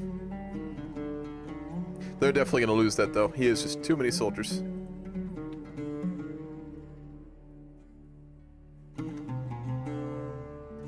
We have managed to get our income up. Despite all of his time spent locked away in his private quarters, smoking hashish and being a fucking recluse, he has managed to turn around the economy of Saraqustah. It's not like it was during the days when there was a religious peace between the Christians and the Muslims, but we are still back up to a pretty high income, which is really nice, despite being generous too. We're just really religious, so that checks out. Cause like, one of the pillars of Islam is about giving charity. I always forget the name of it. So he's just really religious, and he gives away money for the whatever it's called, the part of Islam where you're supposed to give away like a huge percent of your income to charity. There's a name for it. These damn ads. Yeah, it sucks, Misug. I don't run any ads of my own. That's all Twitch. I apologize. I have no control over the Twitch ads, unfortunately. We were gonna make our son zealous, of course. Ooh, he's not bad. 377. Zakat. Yes, thank you, Denise. That's the one. What do you call a man without a body and a nose? Oh god, it's a Huffman joke. Here we go. Without a body and a nose. I don't know. Let's hear it, Hoffman. Yeah, exactly, Denise. Sadak, yeah.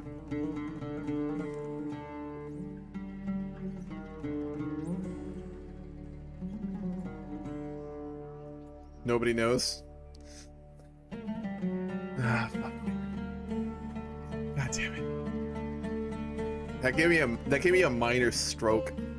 I have lost around like 5% of my brain functions from that joke, Hoffman. I had just like a mini little like stroke there. You could see like my brain briefly just fry. It's gone. It's gone. Oh, the Barcelonians have attacked. Oh, the Duchess of Barcelona has attacked one of our sheiks. We cannot allow that to stand. We cannot allow that to stand. I didn't plan on doing a war like this so early, but they attacked one of our own. That is cause for war. Amir Al-Umara. Yes. The Barcelonians have attacked one of my sheiks. They crossed the border with around 2,000 men. I had still been preparing for the war against Barcelona, But they have forced my hand. This Duchess, she is but a child. and we must teach her the power of Islam, should we not, brother? Yes. I have grown very old, but I will have one last battle against the heathen. Yes. So you must be aware that the Kingdom of Castile has joined the war against... They weren't allied. That's surprising. All right, in that case, I will hope that your armies will fight alongside us. Indeed, they will. I suggest you call the Holy Order as well. Ooh, we got a big war brewing here then. Every mercenary group in the entire fucking world is already high allies, so we can much. The slaughter. I'm hiring the slaughterers. They're gonna combine their forces. Yes, they will. They will try. I will be bait. I'm gonna hold down here to the Saflaida and let them come to me. And when they do, we'll defeat their army. They've called a holy order as well. He has 10,000 hoarders. Have you called my holy order? You haven't yet. Cool. I called all my allies too. They're not that strong. I rest with 12,000 men. We shall not lose this time. Hopefully. I am very invested in this. They're retreating back to Castile. I will siege up Barcelona. When they cross and come, oh, here they come. Never mind. Do you want me to start intercepting? Nope. Let me be bait. When they get close, I'm going to retreat to Tartusa. Actually, no, that's plains. It's not a good place for it. I'll hold in Paredes. Nope, they're not. They're gonna siege us out.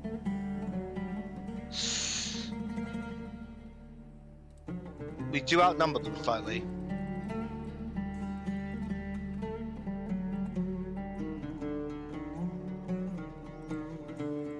I'm getting huge input lag right now as well.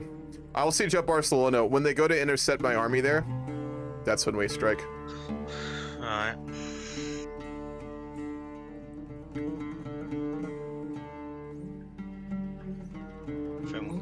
They're gonna attrition on that siege too, which is good.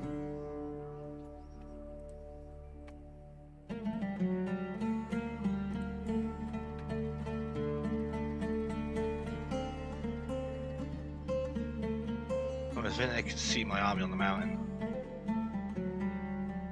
They're losing surprise and attritioning up there in the mountains, so let them. Oh, they're moving. Hold on. Hold.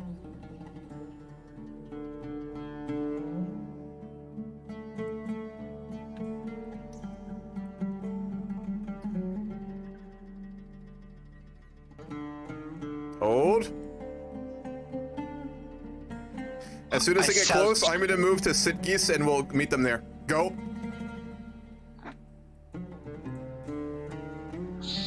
Siskis. The hills along the ocean. Move quickly. I will hold them.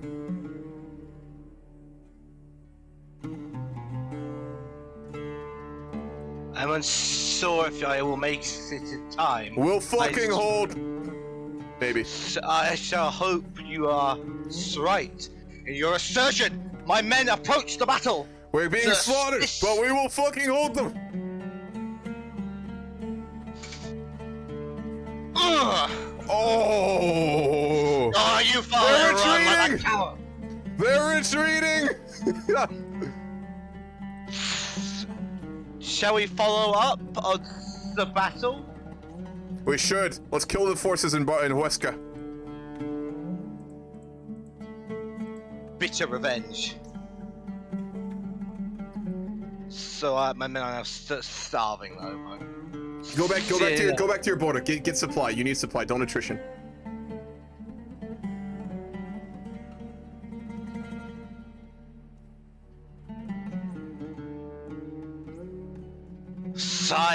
Have waited a very They're only retreating to strong... Saraqustah for some reason. It's weird. Have waited. Split your army in half so you get supplies quicker. There you go. Yes.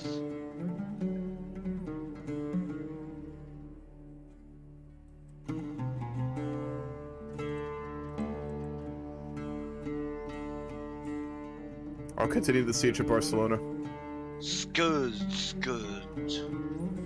I get supplies in your But I always just sending another 1,000 men as well. So we significantly outnumbers them this time. Even with their solely orders. Close. We almost cut that army off.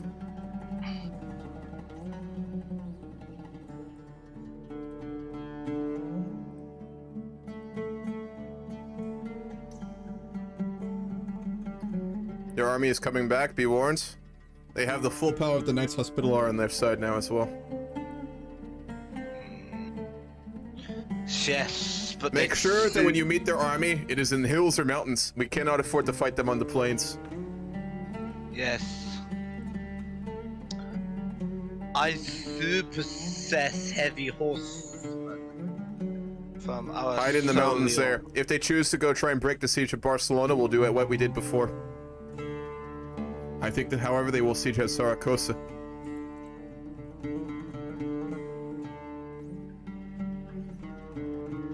If they wish to attrition their men on the gates of the Aljaferia, that is their choice.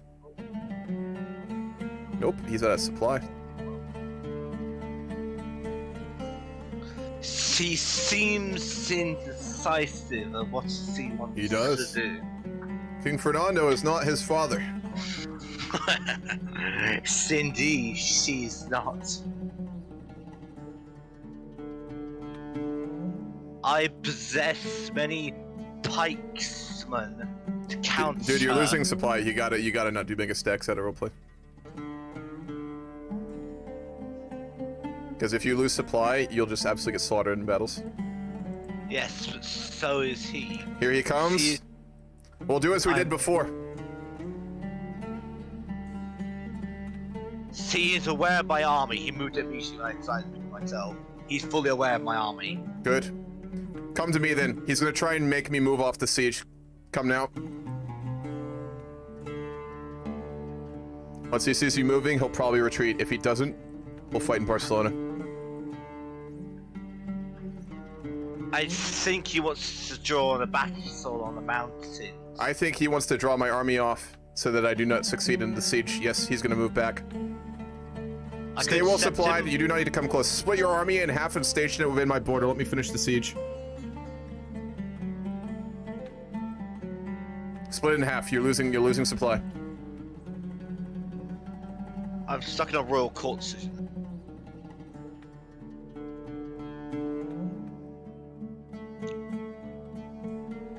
Barcelona is about to fall. Indeed. Gotta love military engineer.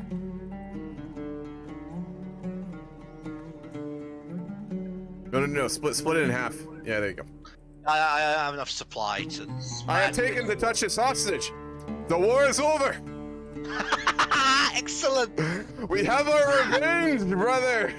Yes, we The have. Castilians will go home with a tail between their legs. Barcelona, a great Christian city as ours, and their army was defeated in the only great battle of the war. Yes, this was indeed a great victory. Unfortunately, we could not get more from this war. It is a shame, gives but Barcelona is a prize. It is truly a great city. a mighty bastion of Christianity has been toppled. I will work as soon as Huesca is converted from the heathens and we push them out. We will convert Barcelona and have it stand as a testament to the power of Islam in Iberia. Are you able to form this kingdom? I am not. I need more duchies. It will take time. So what about integrating the smaller county to your south, the one in between us? I have no reason to fight Wali Yahya. He is a religious man. He is a warrior of Allah. I would not fight him for such a petty reason.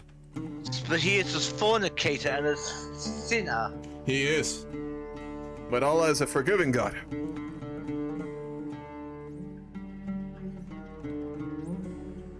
I understand your impatience, and I agree that we do not need to kill our brethren in order to secure victory for our people. Barcelona? He is a sinner, that is true. Regardless, your help on the battlefield has led to the return of prestige in the wars against the Christians, Emir. I thank you for it. Yes. I shall now return home to Saraqustah. While they did not breach our walls, there is much rebuilding in order, as well as Huesca, which lies now in ruins.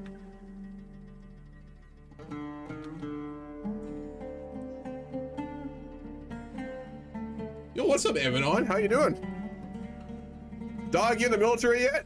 How's it going, Dog?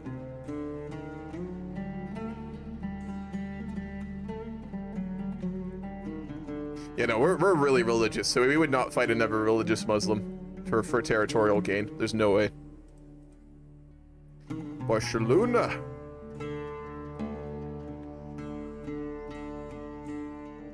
Huesca got converted to Islam, so we're gonna go ahead and convert Barcelona next.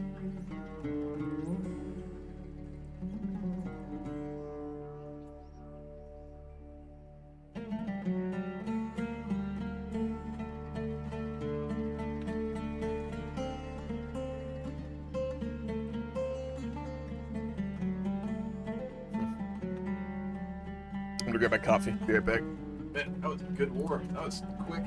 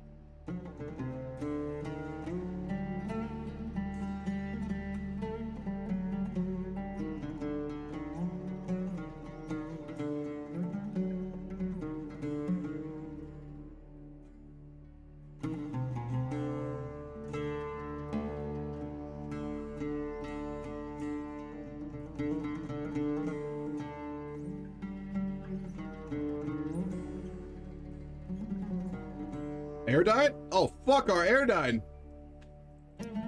Oh, damn, Hussam is dead. Our heir is no Mundir. We'll educate him ourselves. He's only 5. He's charming and he's albino. Our heir is gonna be albino. Damn, alright. That'll be interesting at the very least. Poor Hussam. How did he die? He got murdered. Fuck. Alright, nice. That's not great.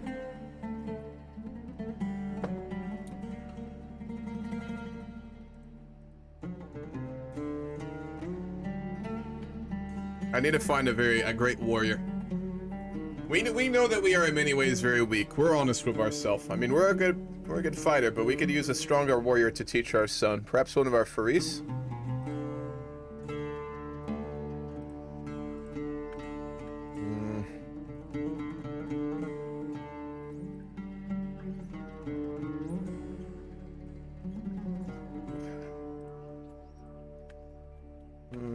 What about Iberia? I need like a really strong person to teach him. What about the Grandmaster of the Holy Order?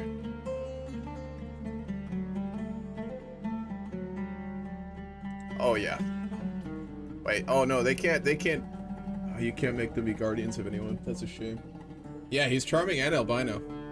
That's our heir. Oh, Matt's not joining. He got here really late. He was the Sancho player, but he wasn't here, so. Let's see. Ibrahim, perhaps. He's a great warrior.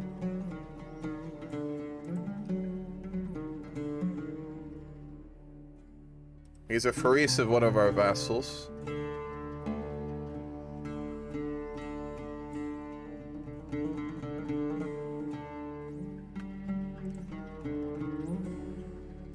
We'll send him to Ibrahim later. Ibrahim would probably be known as like one of the greatest fighters in all of Saraqustah. Being on the border, of course, he needs to be. So we will send our son to train with him at some point.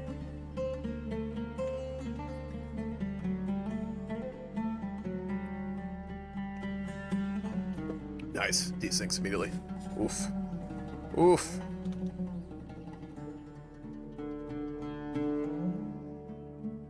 We're gonna write out, while we're waiting, we're gonna write out an RP statement, because we do have like an albino son, which is kind of a big deal. Tragedy in Saraqustah. It seems the blessings of Allah would not stop after such a quick and decisive war against the Christians. It was a war of defense, as the young Duchess Barcelona. We were waiting for match to hotline. It's not a match. Sounds good. Perpetuated a war against a sheikh of the emirs, and found the emir himself ready and able to do battle. Despite having no allies, the Christian kingdom of Castile immediately rode to the aid of their brothers in Christ. Yet, so too did the Emir of the fuck's it called? Andalus. Al-Andalus. Al-Andalus. The Christians, confident in their recent war, where their holy order saved the armies of their god, found themselves pulled into a trap near Barcelona, where they narrowly escaped defeat through a most embarrassing and unholy retreat from King Fernando II. We're just gonna talk mad shit, because that's what you're supposed to do when you write history. Yet soon after the end of the war, as the Duchess was captured with the fall of her capital, tragedy struck Saraqustah. The heir to the kingdom, Usam, died under circumstances that are yet unknown. And with his death, his own son... The fuck's his name? Oh, we're doing a rehost, I guess? Or what's happening? Not too sure. Mundir. Shall take his place. This is a surprise, and many find him to be unfit to serve as Emir. As the boy is albino and looks foreign and even alien to some. Yet Emir Mundir knows that he is full of promise, and through hard work and good tutelage can finish the wars of conquest against the heathen.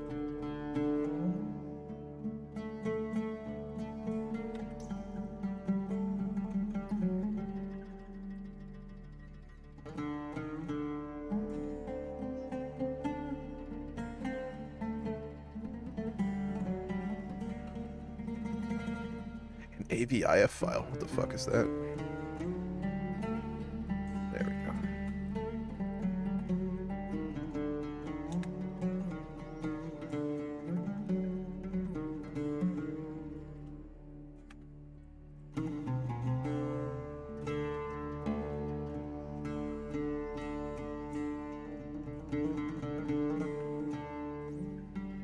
How did he take so much of Beja? Oh, there's just one province.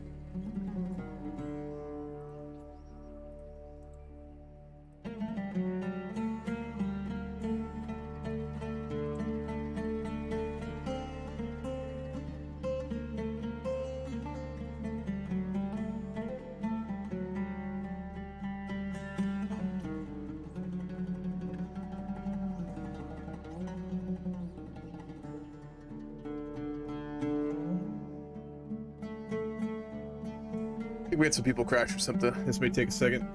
It's a shame.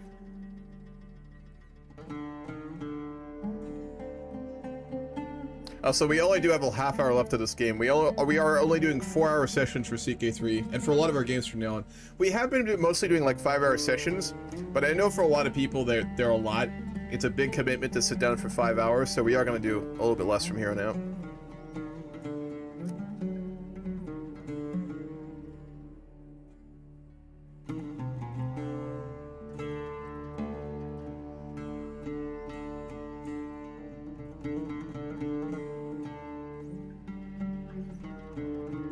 His mother's still alive. She was wrathful, paranoid, and cynical, a tough warrior, and an unyielding defender. That's not bad. Oh, game froze again. We need to do a rehost. Matt Jordan fucked the game. We gotta do a rehost. Yeah.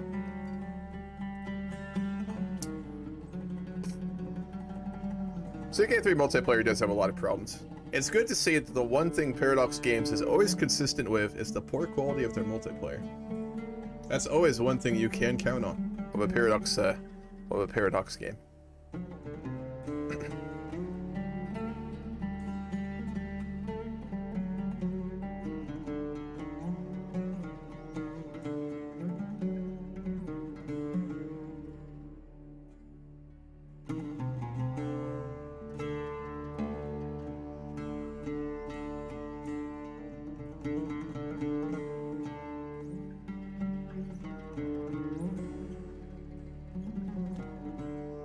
Let's see what's up.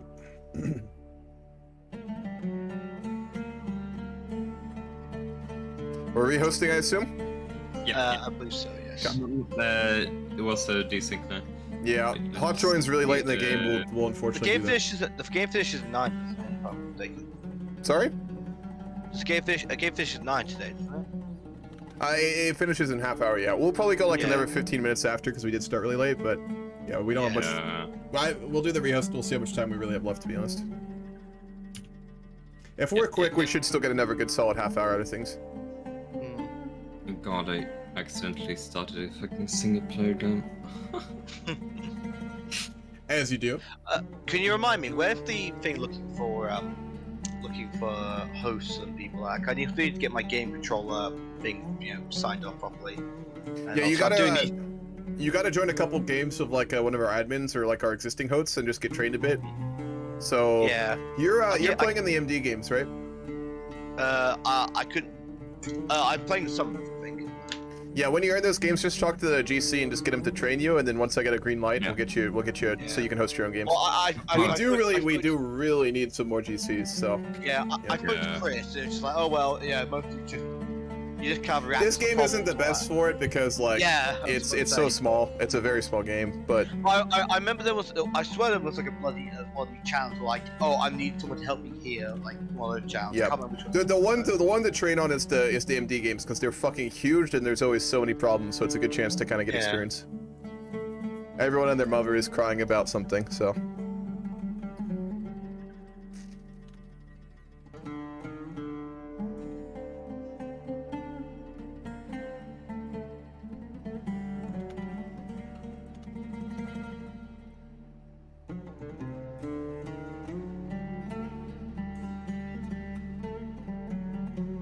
No, I mean, Chris, everyone in this game is really solid. Like, this is almost like a very small tier game, pretty much, is what this game is, to be honest. Yeah, this Yeah. feels like Yeah. a tiered game. Yeah. Like, unfortunately, sort of the vassals I had last time didn't come back, but they were both good Yeah, as well. we don't, like, again, there's only 7 players, 8 players after Yeah. Mech is back in this game, but, like, everyone here is solid. Like, I think everyone here is ranked except for Jason, he's only played, like, one of our games, but he's really solid. Like, he's been solid since day Yeah. one, so it's not a problem. Yeah. Well, it was so funny when he went to the wrong court. Did he?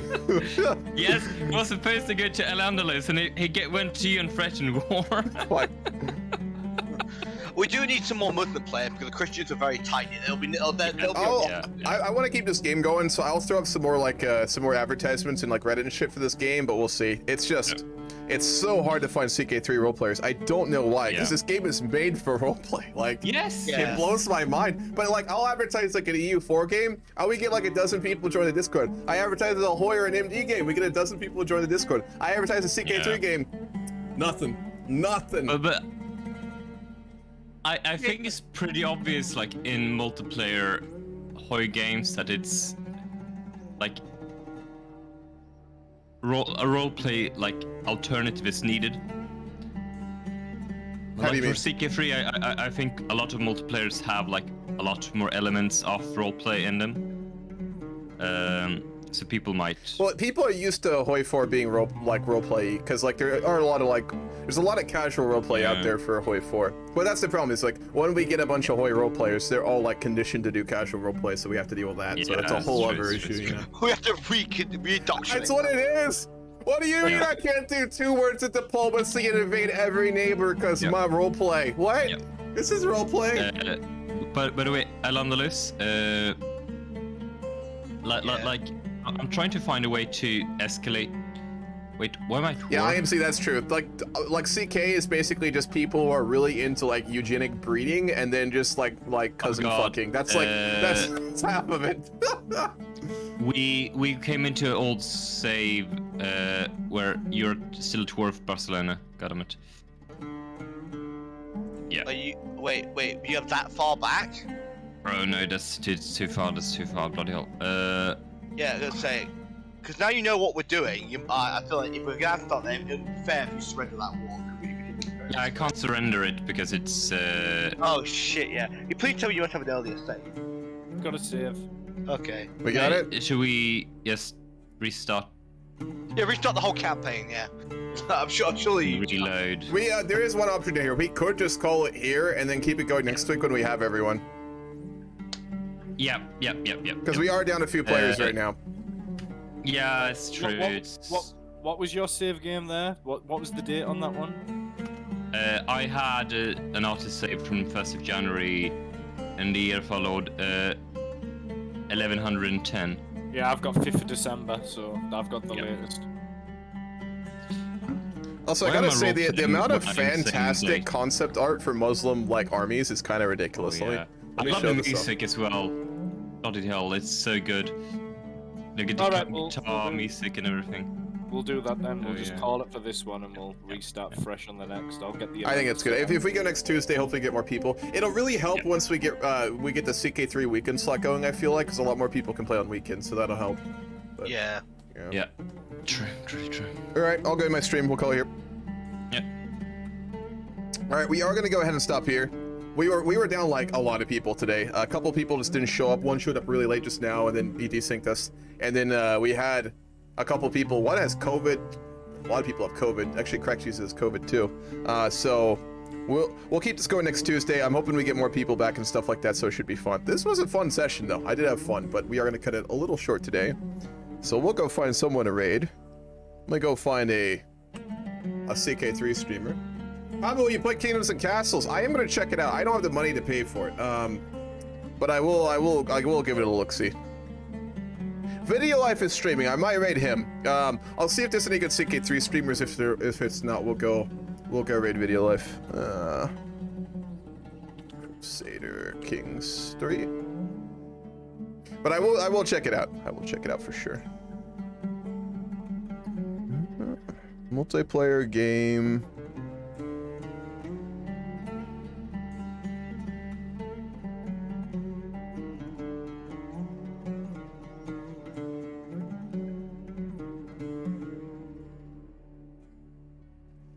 This dude looks solid. We're gonna go raid this guy, the Agent Gamer. He looks like he's doing something interesting. Alrighty, short stream today. I didn't plan on going longer, but again, we just had a low turnout today. It was still really fun. We managed to have that really fun War for Barcelona, so I'm happy with it. I don't like to play CK3 in games anymore just to map paint. So like, I don't know. I like a little more subtlety in my games nowadays, to be honest. I used to just like paint, but now it's kind of boring. But anyway, tomorrow we have another session of. Let me look at my own schedule. I forget what I'm doing. Tomorrow we have more Dungeons and Dragons, Curse of Strahd. We're going to continue that tomorrow. What did I put on my streaming schedule? Friday, there's still Stellaris continuation, Stellaris roleplay, and then after that, in the evening on Friday, I'm going to be experimenting with the update for Millennium Dawn. I'm going to be experimenting with tanks as I'm making a tutorial for it, if that interests you. Saturday, we have more China Millennium Dawn, which is that absolutely massive war that we're going to have with Turkey and Russia. And then after that, we're going to continue the Kaiser Old World Blues game. So I hope you guys enjoyed the stream. We're going to go check out this dude.